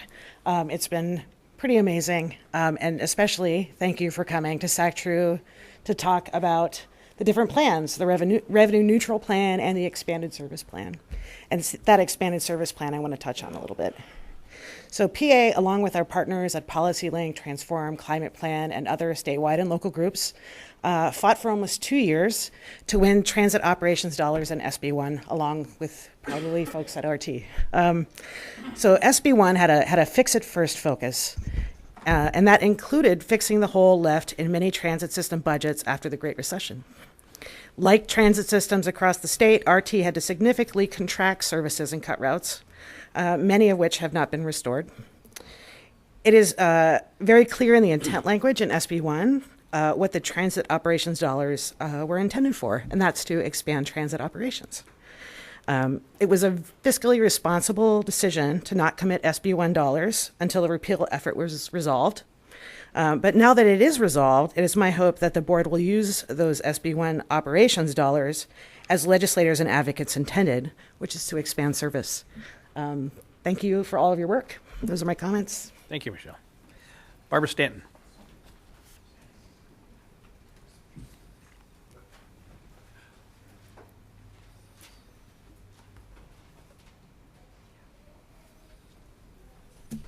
Good evening, Chair Kennedy and directors. Barbara Stanton, Ridership for the Masses. We liked the video. We sent it out immediately upon arrival and looking at it. It is a little long, but we want to thank James and James for it. It's easy to understand, and it's right on point. So thank you. And we will be sending more comments on the 19, the 22, and the 13. Thank you. Thank you. Rick Hodgkins. And there's the thanks. Just wanted to follow up by saying congratulations to Citrus Heights, which is my fair city, for finally annexing into the RT system.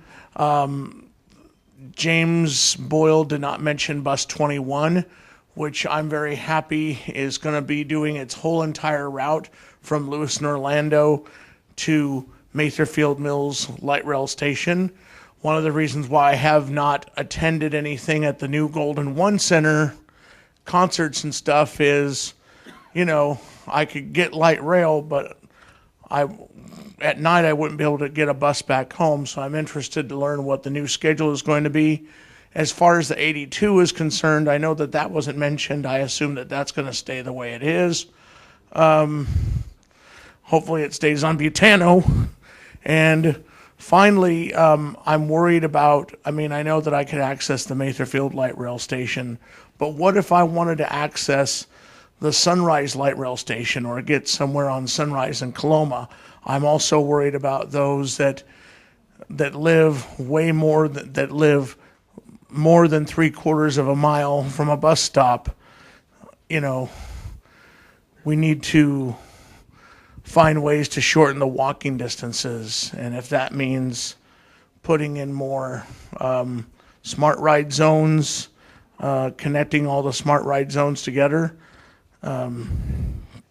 because I would hate to see gaps in the system, because I cannot walk very far myself. I can only walk maybe 1/4 of a mile at the most, and that's it. Thank you. Thank you. Nick Bryant.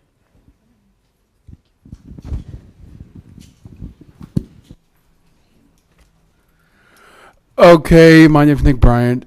I just wanted to say, for Route 80, I do Route 80 from Martin El Camino, and when I get done with bowling, I take bus 80, the 410 bus going to Water 80, and I connect to the 93 at Water 80, and I'd rather have you guys keep the 80 because that's my transfer to Water 80 for 93, and I take 93 to Orlando. Thank you. Thank you. Jeffrey Tartagia.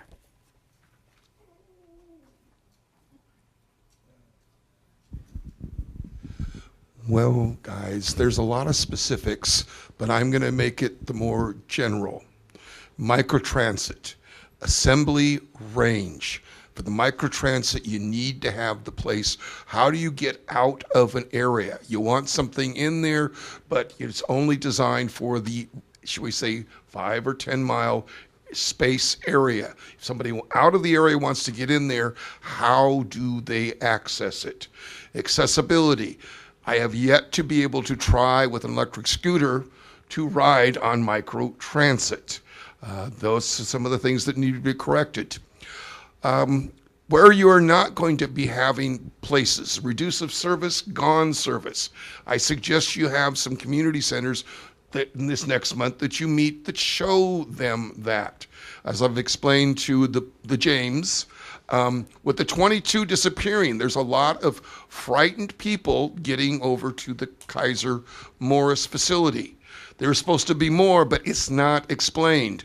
The maps that are out there right now, it's very confusing to figure where exactly, when they're overlaid, where exactly is it begin, end, and figuring out what really is the changes. As somebody mentioned, the 82, that's the most popular route, and yet I think there's changes, and I didn't see that tonight showing what the proposed changes were. I believe the 67 and 68, you had some changes through there, and really would like to see it not just go to the hospital, but to the new development center that's being planned over there at the county. There's a bunch more, but what I would offer to you and say that please go like to the Fair Oaks Library, please go to the centers where you are tending to make the changes the next month to get the public input. I rode the 13 last week and got to hear a lot of these comments about the 13 as I was going to and from Fry's. Thank you, Jeffrey. Gail Morgan. I want to mention a couple things. First, congratulations and thanks to your staff members, including Tracy, James, and David, who all worked hard to get the TCC grant for that light rail station. I think that's really cool. I wear a couple hats, including Ridership for the Masses, Sacramento Resident Advisory Board, and SHRA's Commission. And in all those facilities, we got to work with RT in making that happen. The routes that I'm interested in particular, I really like the updated proposal for Route 19. I live off the 22. I'm happy with eliminating the 22 with the alternate suggestions of the 68 going up there. That would be helpful. I appreciate the update. Number of people we advocate for off the 38 line are going to be covered by that change, so that's excellent. And keeping the 33 until our TCC light rail station is installed is a very good move. I appreciate that. The biggest thing, though, is that 19. Last night I boarded and went across the top. I boarded in Alberta, or in the community of Alberta, rode across the top and came down to the light rail station. And in that trip, when I got on, there were 8 people that rode across the top on that particular run last night. So for all those people, don't do the new proposal, not the old proposal for the 19. Thank you. Thank you. Alejandro Cabrera. Good evening, Chair and board directors. My name is Alejandro, and I'm a district representative with the Office of Vice Mayor Eric Guerra. I'm here to testify on his behalf and to support the maintenance and increase of frequency for Route 38 and the maintenance for Route 61 and 65th. First, I want to thank you for your time and opportunity to give input on this important matter. As you have been hearing from the residents, changes to these routes will severely impact transportation and mobility for our district in District 6. As our economic development staff in the city of Sacramento works on programs to revitalize Stockton Boulevard and the New York Square development, it's critical that we maintain Route 38 as a connector point between 65th Street and Stockton Boulevard. Without this route, many residents will choose to drive downtown and create further congestion on the already impacted arterial streets, which will in return worsen our quality of air in the region. Both routes 61 and 60 feet are critical for communities that lack access to grocery stores and fresh produce. As we have heard clearly from our community members in some of the RT open houses, we need these transportation options for employment opportunities and as a way out from food deserts. For those who depend on public transportation to commute to work, the proximity of these bus routes can make a difference between a community that is affordable to live in and one that is not. These routes are critical and will help address congestion on a busy corridor and promote equity and inclusivity across different areas in the district. Thank you. Thank you. Zach Miller. Good evening, Chair Kennedy and directors.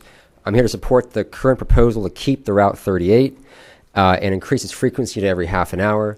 The Route 38 is critical for the Towel Park, North Oak Park, and Med Center neighborhoods, including the proposed Aggie Square development, and for transporting workers downtown and back without adding more single occupancy vehicles to central city streets. The current proposal reflects substantial feedback from RT riders and responsiveness from RT staff and management. So thank you, and I encourage your support for the Route 38. Thank you. Thank you. Kirsten Azar. Hi, good evening. Thank you for taking into thank you for listening to us when we said to not eliminate the 38. Even if it runs like only an hour, like our schedule revolves around it. So it's a good solution right now to run it for every half hour. But just looking at the changes right now, like looking at the map briefly, it seems like a part of it skips to where I live, so I might have to take an alternative. So thank you for the consideration, but I also hope that you still consider like the few minorities that do take it in that area. Thank you. Thank you, and you get the penmanship award, by the way. Okay, you don't. I can read Dominic. There we go. Sorry about that, Dominic. Good evening. Thank you. I'm with Kristen on. And your last name, Dominic? Tonell. Thank you. I'm with Kristen and Zach over here that keeping the 38 is a great idea. and also making it every 30 minutes would be helpful for everybody. I've been taking this bus for the past 6 years, and every morning I've taken it multiple times at 6 o'clock or 7 or 8 o'clock, and I've noticed that the bus is always full. And Kristen mentioned that the new revised proposal will skip a portion of it, the first portion of it, and that affects, I'm not sure exactly how many people will be affected by that, but along my route, I know at least 10 people take that route in the morning. So thank you for your consideration. Thank you very much. Richard Brown.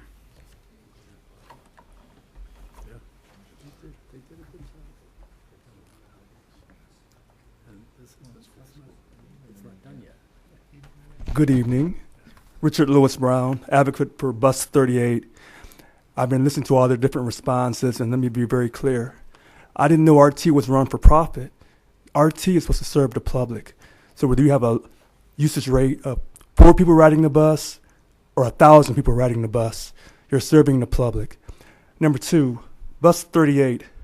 I disagree with the change. I know better. You cannot run every 30 minutes on J and L. It's a congested street, both streets. And that's why you want to put 38 to help Bus 30. I also think people who ride on P and Q should continue to have service. And I actually think that all these changes that are being made to all these bus routes is wrong. Again, it doesn't matter if you have 2 people riding at 12 o'clock during the day, going to their job, probably working a minimum wage job. It's about service to the public. Thank you. Have a nice evening. Thank you. Marsha Johnston. Seems kind of interesting to wear this different kind of hat, since I'm a transit coordinator for general services, and I'm mostly dealing with different routes, including Amtrak, and we're going to talk about the San Joaquin one of these days. But I'm wearing a different hat now, because this change in the route hits me right through the running lights, since that's one I take home. And I apologize to Mr. I'm sorry, which route was it that you were? 38. Oh, thank you. I apologize to Mr. James in the back, because when he mentioned most people are taking the, quote, GOAD line, I asked him what was he smoking, because I walked to that. I walked to that in the morning to 48th Street. It's a 20-minute walk. Now, yeah, a 20-minute walk to that. But I take the 38 home. I was concerned about the route being eliminated from Stockton to 65th, since we have a large seniors population in that area. So I want to thank you for reinstating that. I'm still trying to figure out how you get down to 5th and J, since I work in West Sacramento. But I want to congratulate you for not doing away with it, and hopefully the changes will work out. Thank you. Christina Espergen? Was that close? Yeah, that's pretty good. Yeah. Hi, so I'm also here to express support for bus route 38. As you heard, myself and others take that bus to get to work every day, so we appreciate you not getting rid of it. Thanks. Thank you for writing. Sarah Kerber.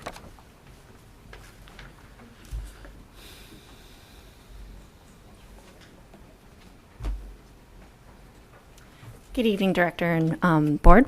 My name is Sarah Kerber. I'm with the Sacramento Transit Riders Union. I'm here to talk about a concern that SAC-TRU has raised repeatedly throughout this process, and that is the replacement of fixed route bus service with microtransit.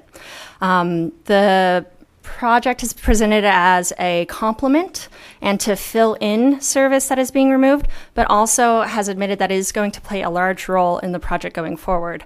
Our concern when it was introduced, microtransit was introduced as a pilot project, is that when you replace efficient and equitable service of a fixed route with less accessible and more complicated service, you can't just rely on a bus being there every day at a certain time. You have to actually take extra steps that you might not understand or be able to take in order to call for service. We were concerned that that would impact riders' ability to get around in our community. We also are concerned that as Transit fads come and go. Funding comes and goes for these projects. What happens when funding for microtransit disappears and these communities are left with worse service than they had prior to this realignment? Additionally, I just want to read one quick quote from Jarrett Walker, who describes a microtransit which does little besides package dial-a-ride type service in an app. The interface may be convenient, but it can't overcome the efficiency of fixed route service. To pretend otherwise will make transit service less equitable. On average, microtransit seems to trigger an upward redistribution of the benefits of public subsidy. This is a very bad thing for public transit. So again, SACTRU would like the board to seriously consider the replacement of fixed route service with microtransit in long-term planning because we feel that it is less accessible, less equitable, and less efficient. Thank you. Thank you. That is our last card. Is there any other closing comments any board member would like to make? Yes, Director Budge. I just heard a couple of things that sort of resonated. And one is the ability to get to the Sunrise Station, because the Sunrise Station is a definite hub and draws people from a variety of places. It's also one of those designated stations to be remodeled or upgraded, and is a major hub for people just doing specific things like going downtown. Then secondly, as Rick was, when Rick mentioned it, it dawned on me that we have these places like the Sunrise Station that have farmers market. So in terms of thinking about how we serve shopping areas or grocery stores or, access to fresh fruit or whatever, we might want to consider the presence of farmers markets. I'm assuming you can travel on W and V to access the farmers markets down there, but I don't personally know that. And then the point about the fact that microtransit is sort of an interior circulation mode of transportation.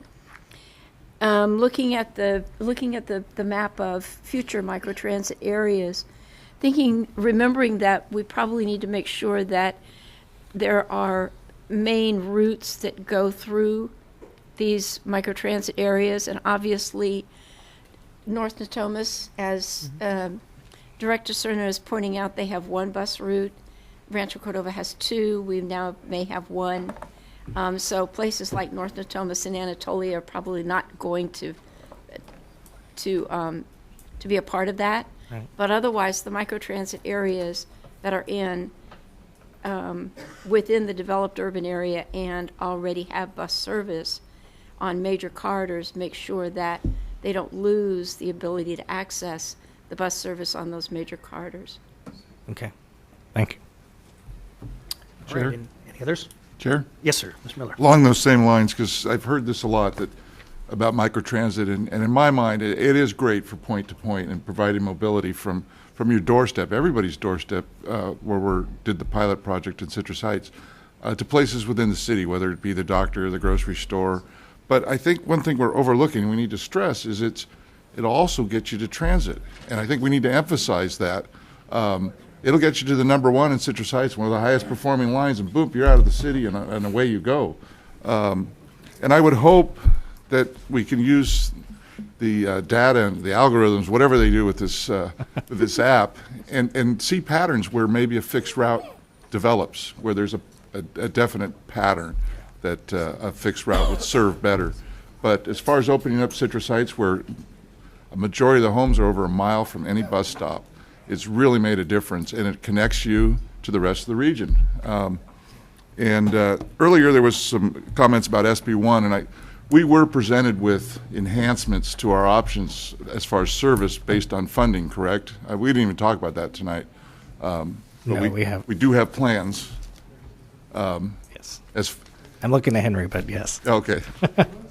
And I think that's it. I did want to make sure that we took into account events downtown like marches or cycling events or parades, and that we had maybe like you have for Sunday service, we have a disrupted downtown core service so the 38 to 30 whatever gets out to the outlying areas and doesn't get stuck in downtown.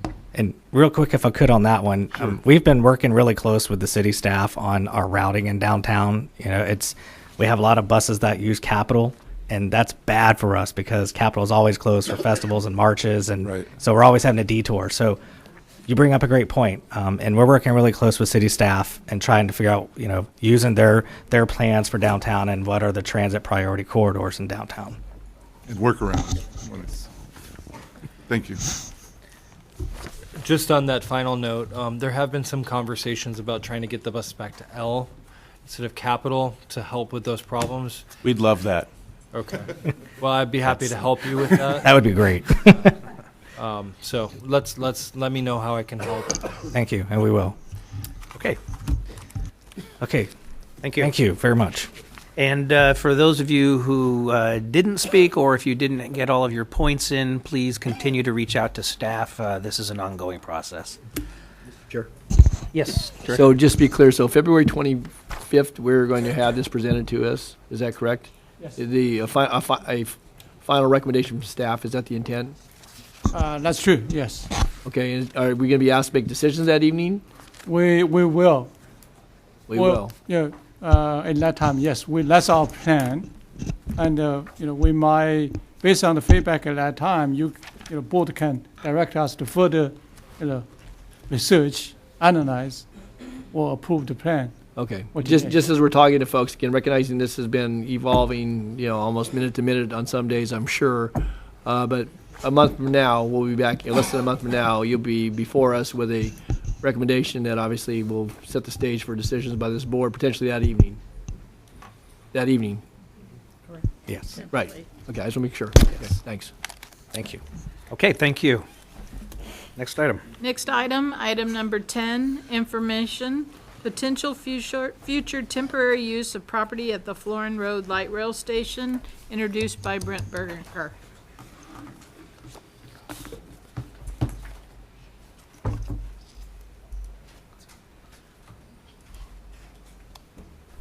Okay, good evening, Chair Kennedy and members of the board. As Cindy noted, this is an informational item. Therefore, at the conclusion of this item, staff is seeking direction from the board. As discussed within the staff report, the City of Sacramento, the city council members are examining various options for a temporary shelter for the homeless. The Florin Light Rail parking area has been discussed as a site to consider, and I've got a map right up there. As you're aware, this parking lot is currently underutilized. Therefore, this site has been declared surplus, and SAC-RT staff is in the process of seeking permanent development opportunities at this location. Today, we have members of the city to provide the board with their interest in this site. However, before I start, I'd like to introduce Director Chenier to have a chance to say a couple words. Thank you. I just wanted to see if I could provide a little bit of context for the discussion. I did ask for this. We clearly have a major crisis of homelessness in the city and beyond. And what we have done is really look across the city. The mayor has asked each council district to take 100 beds in some form or fashion. And so this is within my district. This is really a priority for us. What I'd like to do today is Emily Halkin from the city can talk, and this is really, Mr. Chair, up to the board of how much detail they want on our overall plan. And then what I'd like to do is we'll hear from the public, I assume, and then come back with some direction and frame some of the questions that the city and RT would have to answer before a next step would come forward. So I don't know how much detail you want on what the city is trying to do. Why don't you present? I have a feeling that the board members will not be shy. There's more Okay. questions. Thank you for having me. Emily Halkin, Homeless Services Coordinator with the City of Sacramento. And so I'll just give a little overview on how the city has been and intends to continue to approach sheltering options, including this site, but any other potential site. So we are currently supporting in one way or another 6 different shelters throughout the City of Sacramento, some in partnership with the county and SHRA, some on our own. The largest and newest effort, which you may have heard of, that we opened a year ago December, is what we call the Railroad Triage Shelter, located in Del Paso Heights in the City of Sacramento. And we very purposely opened that with the intention of trying to offer shelter in a different way, in a way that hadn't been done in Sacramento on this scale, in this manner. And it allowed us to start thinking about how we might want shelters in the future as a whole to operate.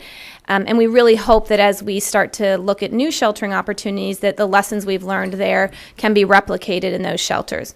So a few things just to describe how Railroad is that I think will translate into our vision. Railroad is very purposely designed as what we call a low barrier shelter. And what that means is a lot of different things, but basically it means we allow people to come as they are. We place as few limitations on both the access to the shelter and their ability to stay in the shelter. So that means stuff like accepting them with pets, partners, and possessions, the 3 Ps. No drug screening, however, you're not allowed to use drugs or alcohol on site. There generally aren't limits on the length of stay that at the shelter. And there are deep services offered, but they are not required as a condition of their tenancy at the shelter. And we purposely bring in a lot of collaborative partnerships. It's not on the back of one single entity.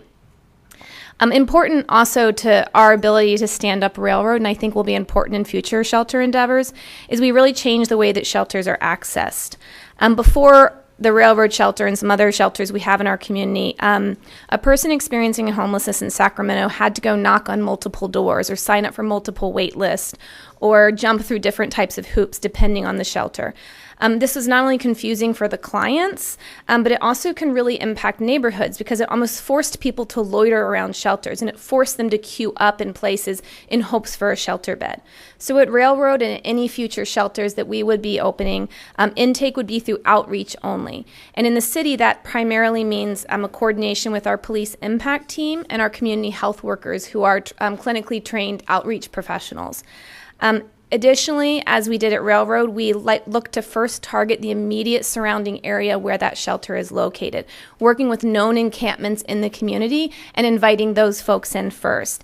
And secondly, in targeting those who are most vulnerable or those who are least likely or least able to access traditional shelters. And what we've seen as a result of these two things, the limited access and the low barriers, is that we indeed are serving people who traditionally are not served in other sheltering programs. After we initially occupied the Railroad shelter a couple months in, we looked at the people who had come in and saw that 52% of them were completely disconnected from the homeless system of care. They had no record in our homeless management information system, yet they self-reported they'd been homeless for 2, 3, 5, 20 years, and they were very well known to our outreach folks. In addition, they are disproportionately skewing towards being older. Over half the people we serve are over the age of 50. Over 60% report being homeless for at least one continuous year, for many, many longer than that. And over 80% self-report a disabling condition.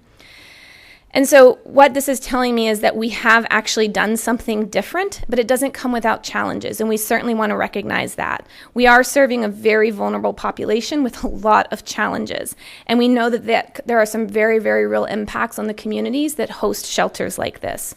Railroad is a little bit unique, and it is in a site where there already were substantial encampments and some ongoing issues with those encampments. But we did focus on intensive outreach in those areas, and we also offered the community some additional mitigation. At the Railroad site, that included things like additional police patrols dedicated to that immediate area, working with the Business Improvement District, some additional public works support to pick up debris and trash, and the creation of a downtown street team, which is a dedicated crew of folks who are currently or formerly experiencing homelessness, who do outreach and engagement and pick up debris and trash, do graffiti removal on a very, very localized basis.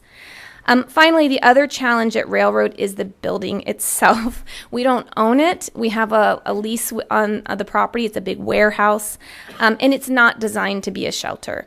And it has been very difficult at times to maintain that facility. At future sites, with a blank slate, we intend to design from the ground up as a shelter. So we'll be able to build in things that will accommodate the population in a better way. This includes stuff like appropriate outdoor space, additional storage for the stuff that people come with, and some better restroom and shower facilities.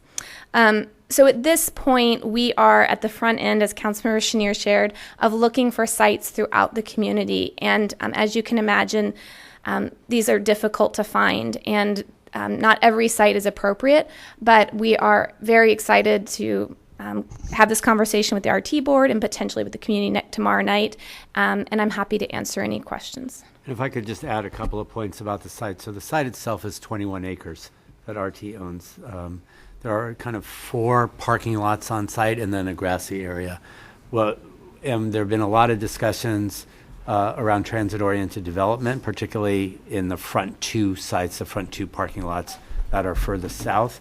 What we're looking at is the potential of probably 2 years to do something in one of the back parking lots away from the actual light rail station, which would retain the parking in that lot by the station as well.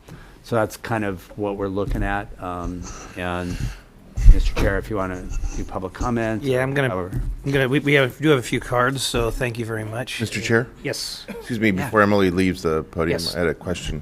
Just a general question about the initiative that the mayor has set for the entire council to look at each district and look for those 100 beds.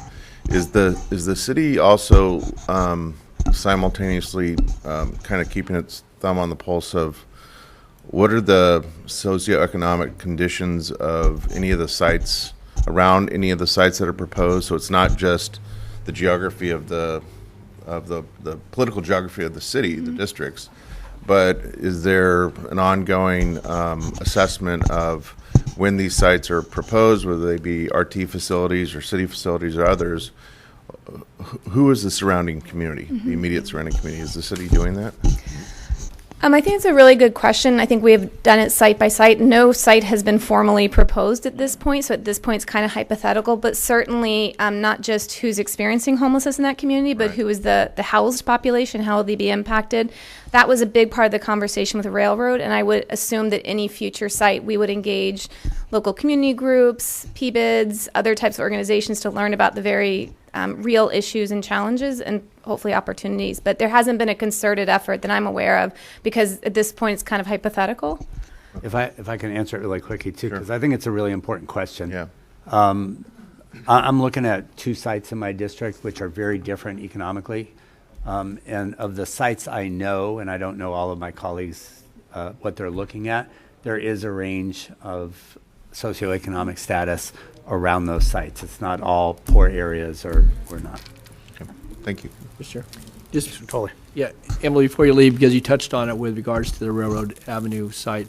So I want to be understanding of, is the approach going to mimic that in the sense that it's low barrier, you can't use drugs or alcohol on site, but you don't have to come in and take advantage of services? Basically, you're just sheltering with a opportunity to access services, and you gave the statistics, and I appreciated those. But I'm curious to know, is it all going to mirror that? Because again, some of the approaches have been taken elsewhere, may or may not have that component. I know there's this emphasis on housing first, but I think that obviously has some relevance to, I think, the reception you may get from folks in the community. So, and is this, you show up and you get entry, or is this a placement?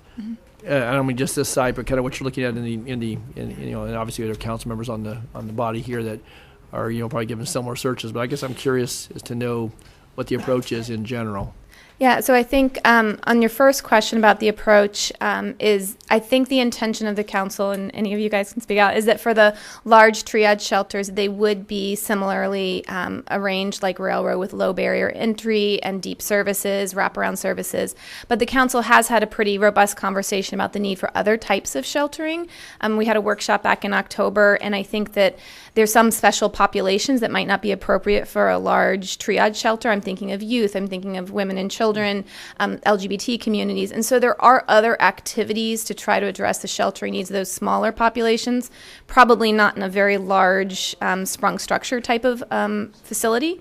So those are kind of happening simultaneously in my division. And then your second question about access, this is not a, as railroad runs, and as I would presume this would run too, this would not be a walk-up, so it would be access only through outreach. So similar to the county's scattered site shelters where our outreach workers, in our case it's the impact team and the community health workers, are identifying known encampments and oftentimes bringing them in together. Okay, and just one follow-on, and again, maybe not for this evening's discussion, you're going to go to the community, but I trust you're going to get it if you haven't already got the question from Councilmember Chenier or others. So what about containment of the camps that aren't associated with the shelter itself, and how do you deal with that? You have public property in this case, obviously you have neighborhoods and business districts, and anyone who's visited Railroad Avenue can see what may have existed in some of that pre that shelter, but certainly a fairly heavy concentration of folks that are outside. Again, not necessarily doing anything nefarious, but nonetheless, if you go look at the levee and you go look at some of the adjacent parkway areas and so forth, there were folks there to begin with, but there are certainly folks there that are proximate to Railroad Avenue. I haven't been out there in recent weeks, so I don't know the existing situation, but I've been out there a couple times over the last few months. So how would you deal with this on this side, or is that still something that you're looking at? Because again, those are placed there, but others will, maybe folks that are there right now, but I mean, that will find this an opportunity to be proximate to an area that obviously provides some level of service and other folks. So how are you, and again, looking in the city, how are you looking at dealing with that? Sure, I think that's a very fair question. You are right, Railroad is a little bit unique. It backs right up immediately to the parkway, and there were lots and lots of encampments, and they are still there. I think, though, one of the reasons we were very purposeful, including mitigation, so additional police teams, additional patrol officers who are accessible to that area, the downtown street team. I would presume a site like this that isn't built would offer us the opportunity again to design it, maybe with some fencing and some more controls. As at Railroad, you can't just walk up and walk in, and people have learned that you can't queue out there in order to get access. That being said, there are encampments. Those encampments were there before, and they'll probably be there winter if Railroad closes. So I think those are the kinds of things that we really need to understand from each community, and each site has different accompanying or associated neighboring uses, so it would have to depend on those. Okay, thanks. Mr. Chair. Yes. So how does staff,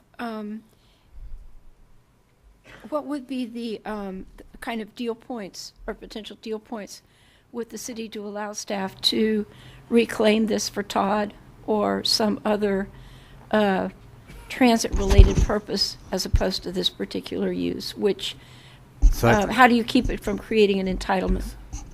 Yeah, so I think one of the things we would look at, there's a set of issues that if we move forward after tonight, that the city and RT would look at. Certainly the duration of the lease would be and at what point, depending on what type of transit-oriented development comes in, and we're a number of years away from actually realizing that. We have a lot of work to do. I would see that if it's affordable housing, it may work with a shelter next door. If it's not affordable housing and RT is doing something else around TOD, then the shelter would not be there because you couldn't do that. But what we're looking at is trying to get through 2 winters on this shelter, and we can always have the discussion later on, depending on how it's working, how the community feels, what else RT is doing with the land to make decisions about going forward or not. Okay, now we do have some cards, and keep in mind that this is not a proposal in any way brought forward by RT staff. This is a proposal or a trial balloon that has been floated by the city of Sacramento to gain comments and perhaps look into this further. So nothing, it couldn't be farther from anything being decided at this point. And Golf Course Terrace is in the house. Gloria Lapp.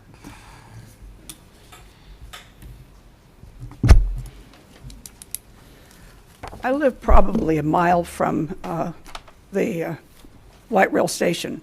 I was there again today, and there was quite a bit of litter, tall weeds and things that are still there. It's not being kept up at all. I met with one of the owners that lives in the Woodbine area, which is right there, and they're very concerned. They're already having people going through the backyards into their recycle bins, taking things and stealing quite a bit. We also have lost our park, our community park, due to the homeless in the park. I understand that you're going to try and move those folks from there into this shelter if it's approved.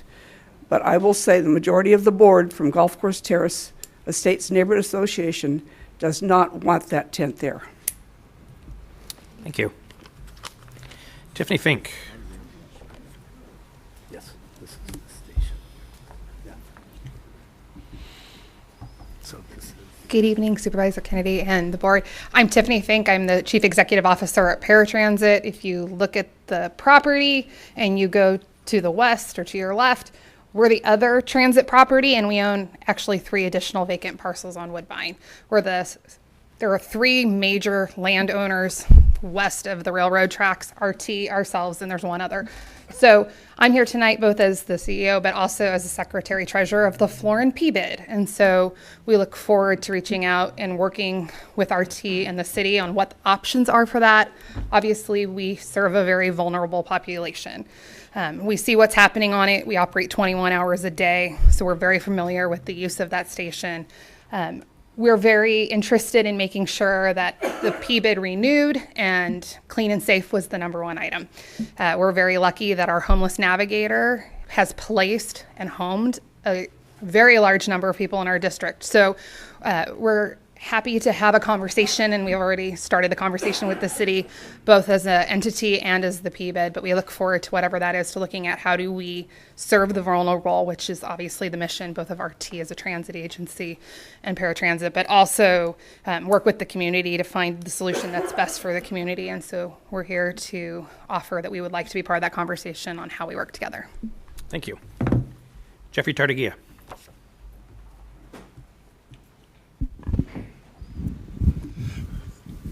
Jeff Tartagia, as I'm looking at this map, I'm going to say to you, it really been wonderful after last, shall we say, Tuesday City Hall meeting, that this would have been something for small homes. I'm not clear yet about, this, should we say, using just this small portion of the property. And again, like has other been brought up about how in the means that secure it.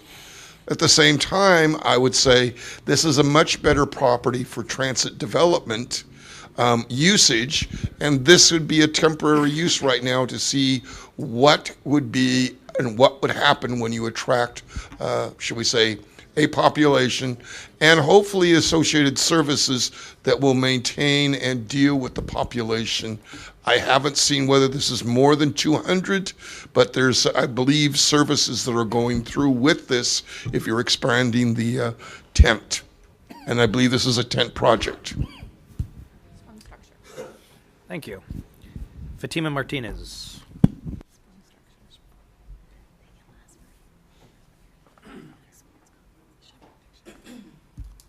Good afternoon or good evening, board. I'm Fatima Martinez. I'm a social worker and community member. I've lived in that area my entire life. I'm really excited about any type of innovative and rapid response that the city and other jurisdictions can do in this area. Any community member that's even active in that area and goes around and walks around and knows their community, knows that there's homeless individuals that are already unsheltered in that area. So any kind of response that supports kind of the NIMBY, the not in my backyard, it's really not an informed response. And like I said, I'm here to support any idea that the city has to bring people from outside into a shelter. Thank you. Thank you. Rick Hodgkins.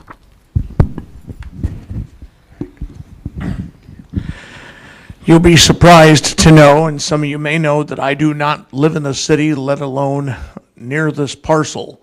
But I will say this, I do support this project because it is a step toward having affordable housing, that which, if you ask me, is the best type of transit-oriented development near our light rail stations. The other form of transit-oriented development that I would support would be employment centers and recreation centers, but also having affordable housing as a follow-up to this project at near our light rail stations. And I speak about this not only because I support it as a first step towards permanent affordable housing, but Governor Newsom 2 weeks ago issued an order, and everyone on the board, listen, because you're either a city council member or you're a county supervisor. If cities and counties do not meet their housing goals, or is it the state housing goals, you could actually lose state transportation funds. So this is a first step towards affordable housing near our light rail stations, and which I will support. But this is a first step. So, and you know, I've been told that South Sacramento has been a scary place. So let's allow these people off the streets and get them into shelters until affordable housing is available. Thank you. Thank you. That is the last card we have from public comment, so we'll take it back to the board. Vice Chair Hansen. Thank you, Mr. Chair, and thank you, Director Chenier, for bringing this. I know that this is something the city is working on, but homelessness in our region has been certainly something that I know almost all of our jurisdictions have been grappling with. And we've had a really fruitful partnership with the county of late. And as we look at this, though, I think that there's a couple questions. Whether it's a sprung tent, which is certainly, I think, the intent of Director Chenier, or the idea of tiny homes, I think we should look at a variety of options, especially as we work with the neighbors. And I think this is just feasibility now, so that's probably appropriate. The other thing, though, Ms. Fink, now that I've been reappointed to your board, I can ask this. Which parcels do we own at Paratransit? I should probably know this, but maybe you can just show us on the... So all of this property... Yeah, I know that. That's our headquarters. All of this property is owned, and we lease a big chunk of this. And we will develop that. Do you know who owns the big chunk but to the east of that? Private owner. There is a private owner, and the family's held it for a very long period of time. Right. Okay. I was going to say, if we owned that, that would be a great site to do something because it's pretty isolated and big. But I'd also like us to look at the, well, it's kind of close to the neighbors and there's not much of a barrier.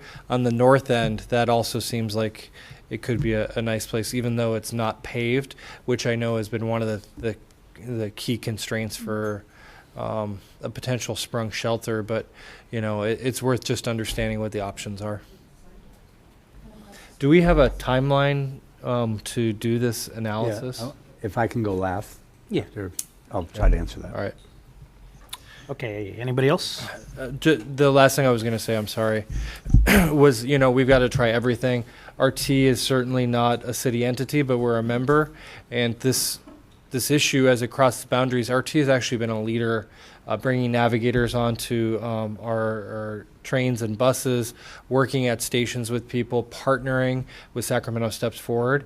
I think this is only a natural opportunity to partner with our patrons, many of which who are also experiencing, whether it's, you know, they don't have a lot of resources, or we actually have a lot of people who are unsheltered who are using our system. And this is a way to sort of hopefully continue our progress in making our system clean, safe, and convenient, and really a good partner to the rest of the community. Okay, I have a few. Oh, sorry. You want to go first? Sure. Okay. So I want to thank also Director Chenier and the city for bringing this forward. We're all working on this, what is a human tragedy, together, and looking at every possible solution or even stopgap measure is critical that we do that, and we totally, completely vet whatever we can.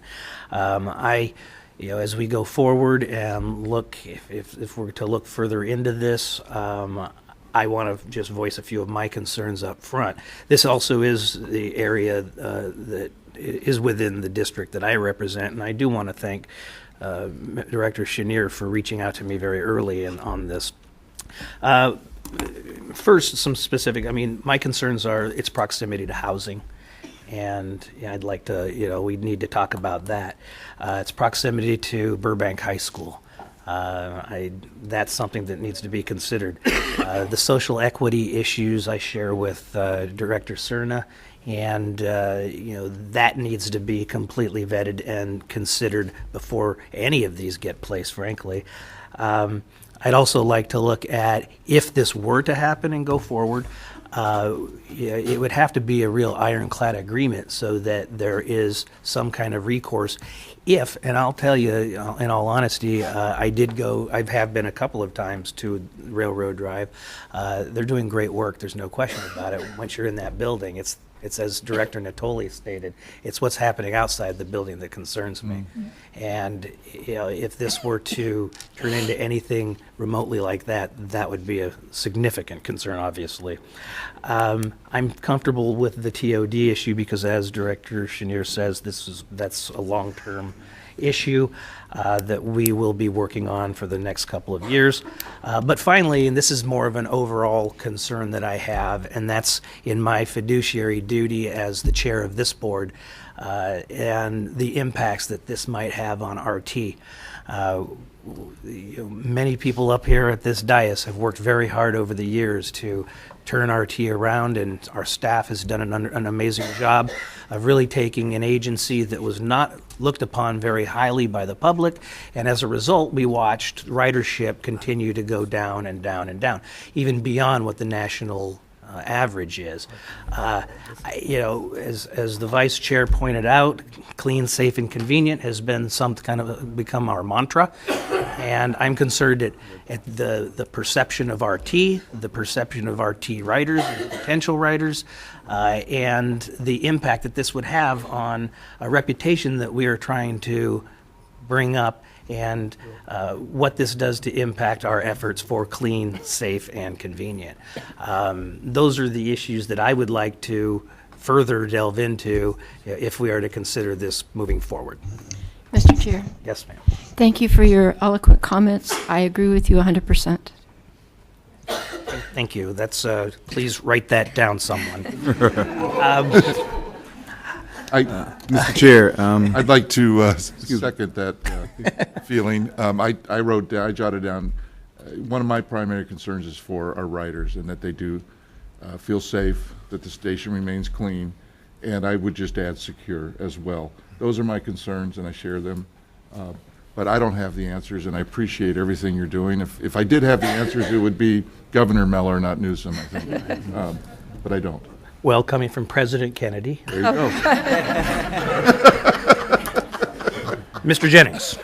Thank you very much, and I appreciate the concerns that have been expressed here from, every board member that has come to the table as well as the public.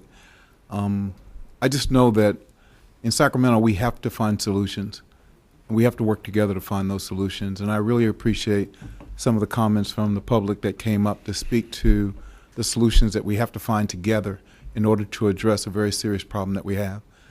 There are many reasons that we shouldn't do this, but there are many more reasons why we should. And we at least have to look at the options. And I'm convinced that we have enough smart people on this board and in this community that can come together and look at every variable that exists to find out whether it's in the best interest for us to put it there or not. And I think that's why I give you applaud, Councilmember Chenier, by bringing this forward. We're not just saying, here it is and it's going to happen. We're looking at every potential option. And we don't have any options in the South area, not that I'm aware of. And that's a serious problem. as someone who represents the South area, Valley High and Greenhaven Pocket area, and I go through the community, I don't have a place to refer those who are homeless to go to. I don't have a triage center. I don't have a place where they can go get the kind of help that they need. And so sometimes I have to take a blind eye to the problems that they're going through because I don't have a solution for them. And I think if we're going to be a city that works for everyone, we have to have solutions that work throughout the entire city. And so I'm very much interested in this potential solution, and we're looking for many more as well. And so I'm looking forward to working with you on this issue, Councilmember Chenier. Thank you. Is there anything else? Otherwise, we will, okay. I appreciate both your comments, Rick, as well as yours, Patrick. And I think being from outside the city of Sacramento, and I know what's happening in Folsom, and we're in a somewhat different situation where we're in the middle of our 12 weeks of housing people at various shelters and various churches, working with our faith-based community and other 501c3s in town. But I see this as a bigger problem than just the city of Sacramento. It's a regional problem.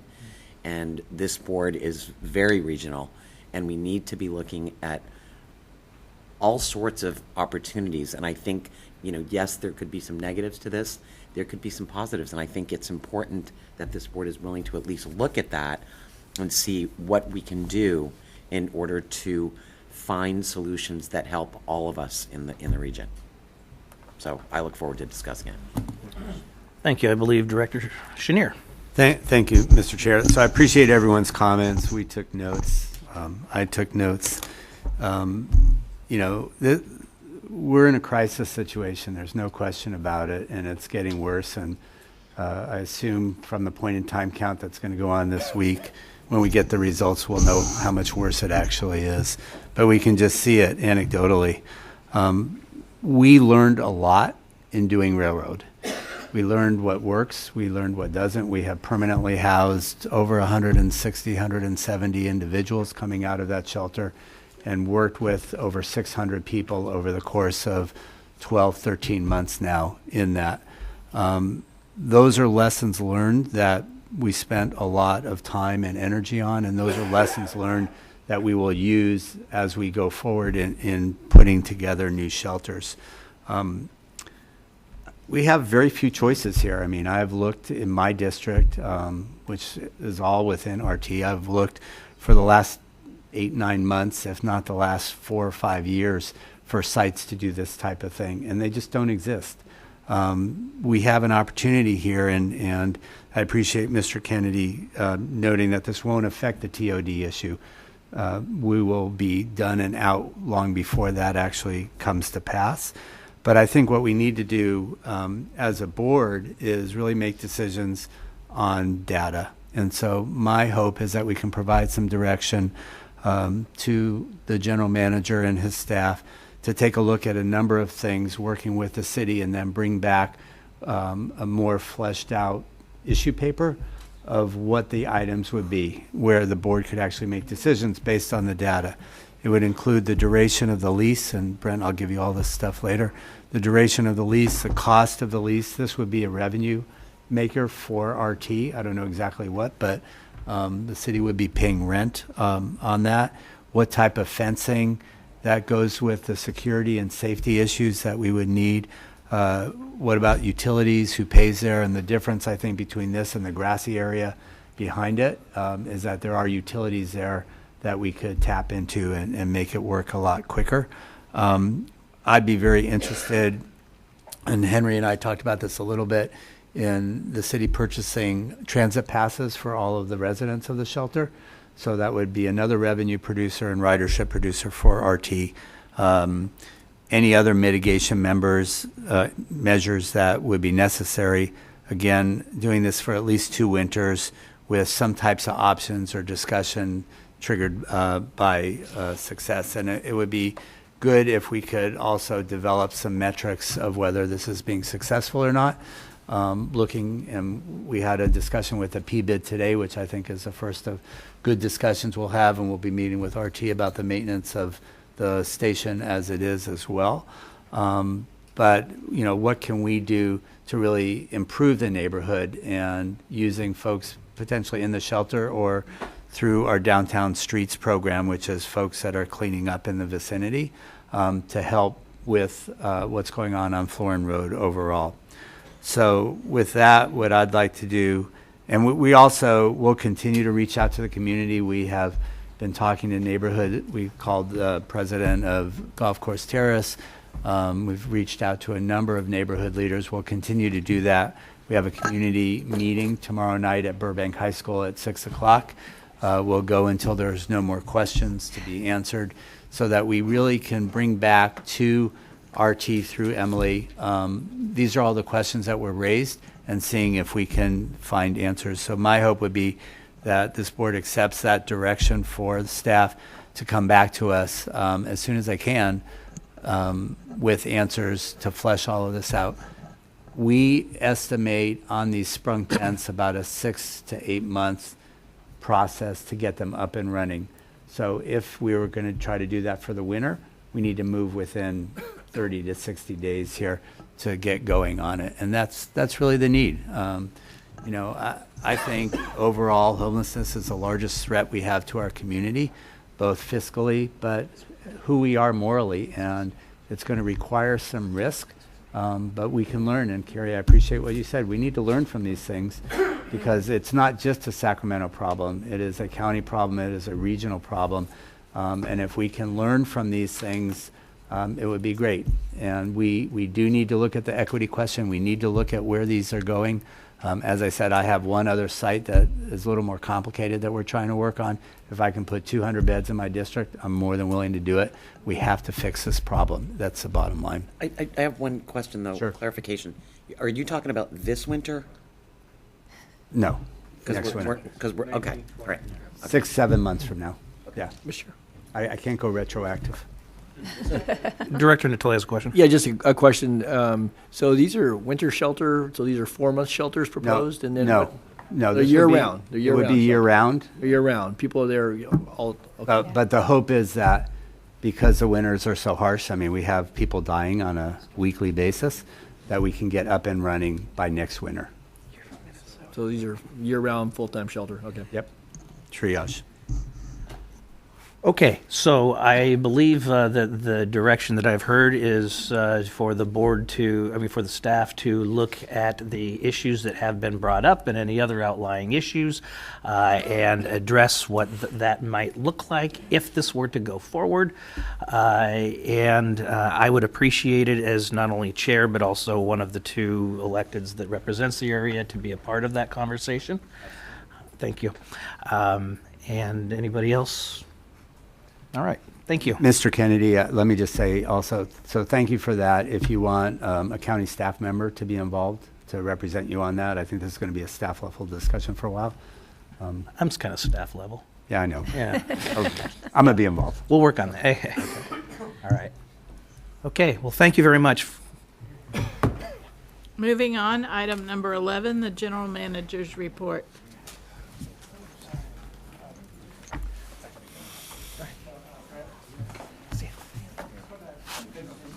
Okay.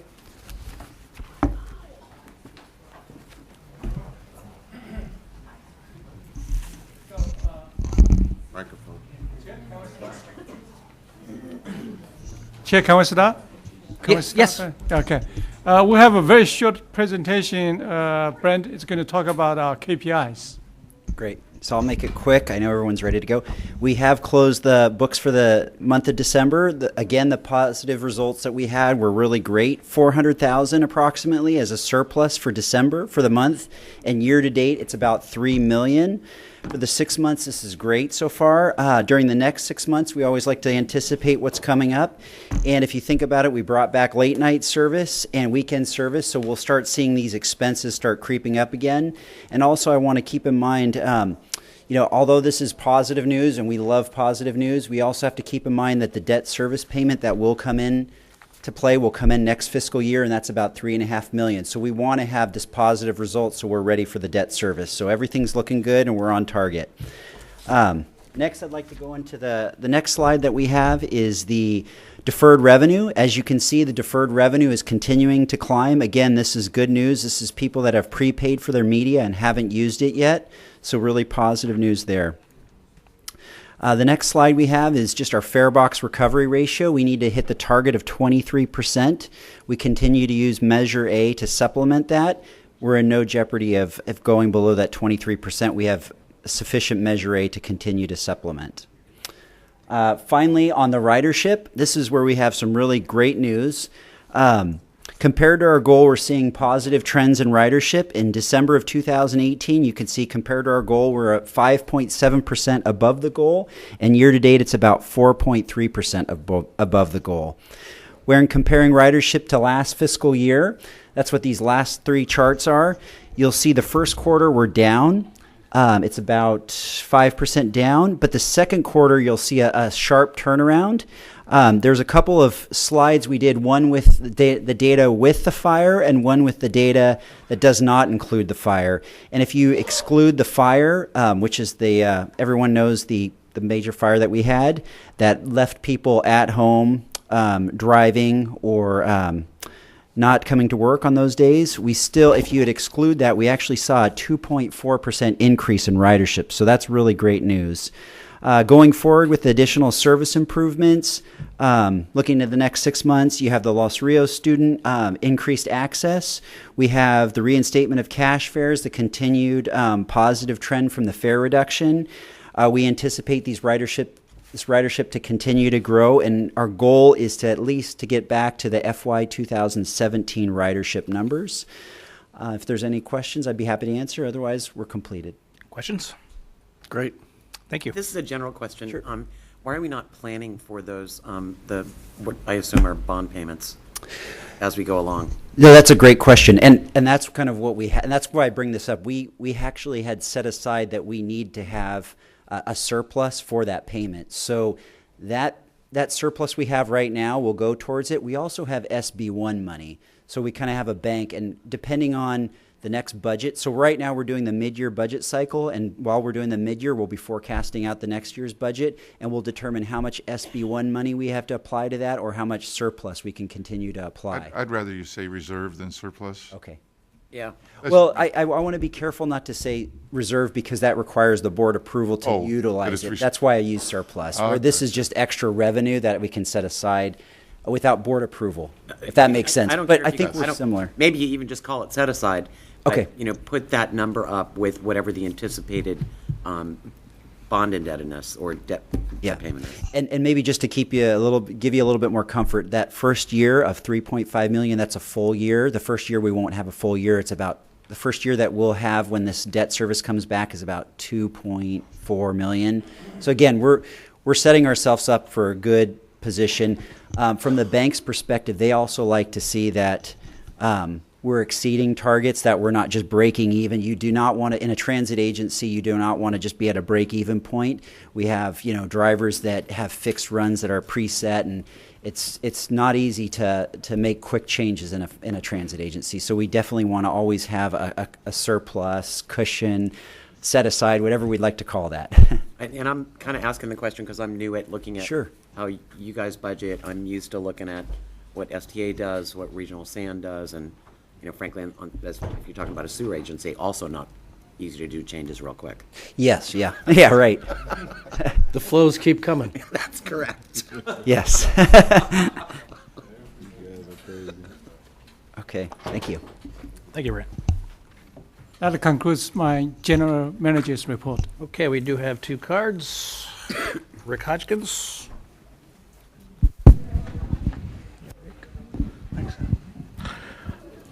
Short and sweet. That's what I like to see. Again, I cannot stress enough, as other people can't, that we need to work on the continuing sales tax local sales tax for transit. Mr. Barnbaum, 2 weeks ago, mentioned ACA 1 put forth by Assemblymember Cecilia Aguiar Curry. I also would support SCA 6 put forth by Senator Scott Wiener as it goes to transit. I would like to point out, because, Brett, I know you mentioned the bond debt, so want to make sure that we can pay that off without having to roll back service. Second, you mentioned fair media or prepaid media. I'm a regional center client, and I was surprised to find out that no money was loaded onto my card January 1st. And I found that surprising on the 18th of this month when I had to go get blood work done for a doctor appointment last week and also attend a housing forum put on by State Treasurer Fiona Ma. I found out because I talked to the transportation coordinator at the regional center. He said he'll load my card up for February, and which is fine and dandy, but there has to be, because I had money on there at December, but when January 1st came along, something happened. I never got anything loaded on my card. So hopefully that if there are glitches in Connect Card, that which I hear other people talk about, hopefully we can get those resolved. So thank you. Thank you. Jeffrey Tartagia. And good evening, Board. I'm going to serve as two reminders in your general manager's report, is that please, next month, that you use this as an example for some of the changes that are being proposed. Because I will tell you, there's a lot of fear about 22. There's a lot of fear with a number of the changes. I like, and I've still been working since the first meeting on the 38. I think there's still some things to be worked on through there. I'm looking forward, and I'm going to make a good effort try to Friday to get with your transit meeting. And the other thing is it's February 2nd is your museum day. I appreciated your changes of dealing with so that it would cover a much better thing for increasing ridership. And that's my general manager comment. Okay, thank you very much. Board have any questions, comments? Mr. Hume. I do have a comment, and I'll keep it brief because this meeting has gone longer than I anticipated it would. But I just want to put this out into the ether in case you missed it in Mr. Barnbaum's recap of the San Joaquin Joint Powers Authority meeting. I know many of you were at the Central Valley Station for the fanfare surrounding the arrival of the first commuter express train for the San Joaquins. Unfortunately, the board at the last meeting had to vote to discontinue that service. We could never get ridership up above about 50 to 60 riders, and to run a whole train for that amount of people didn't make sense. But it presents a kind of a larger issue that I'm also dealing with, in that I met with the property owners who have a designated high-density site within the city that would be the logical terminus for the next extension of the Blue Line. And I'm encouraging them to go to a higher density than necessarily maybe they would want to, with the idea of coupling that with transit. And it just presents this interesting chicken and egg conundrum, in that we've all heard the idea, the adage of if you build it, they will come, but we can't determine which is the it and who are the they, because you need the density to justify the transit, but you need the transit to make the lifestyle choice for the density. And I think what happened in the case of the San Joaquins is you had people, to live in Fresno or Madera and think you're going to have business commute traffic coming to Sacramento. That's something you better kind of arrange ahead of time. You don't wait for it to show up on the doorstep. And unfortunately, we just couldn't continue to bleed out to run that service until such time as people did see it as viable. So something to consider as we do all these transit modifications. Mr. Chair, I just have one comment about what you just mentioned. Director Hume just talked about. Last week we had a downtown, state of downtown. They invite expert from Seattle talking about Seattle's development. She talked about some very, very good points. One of the major points she talked about, you have to develop transit first before you develop housing. Housing development and transit are the same. Without transit, there will be no major, development, the housing development or density development. So, I know this idea kind of is very, different from some, our here, traditional thinking, conventional thinking. We always want development first, then transit. I think we need to change our mindset now. So how successful Seattle is, we need to really think through on that. Okay. Thank you very much. And we have no closed session, so we're adjourned.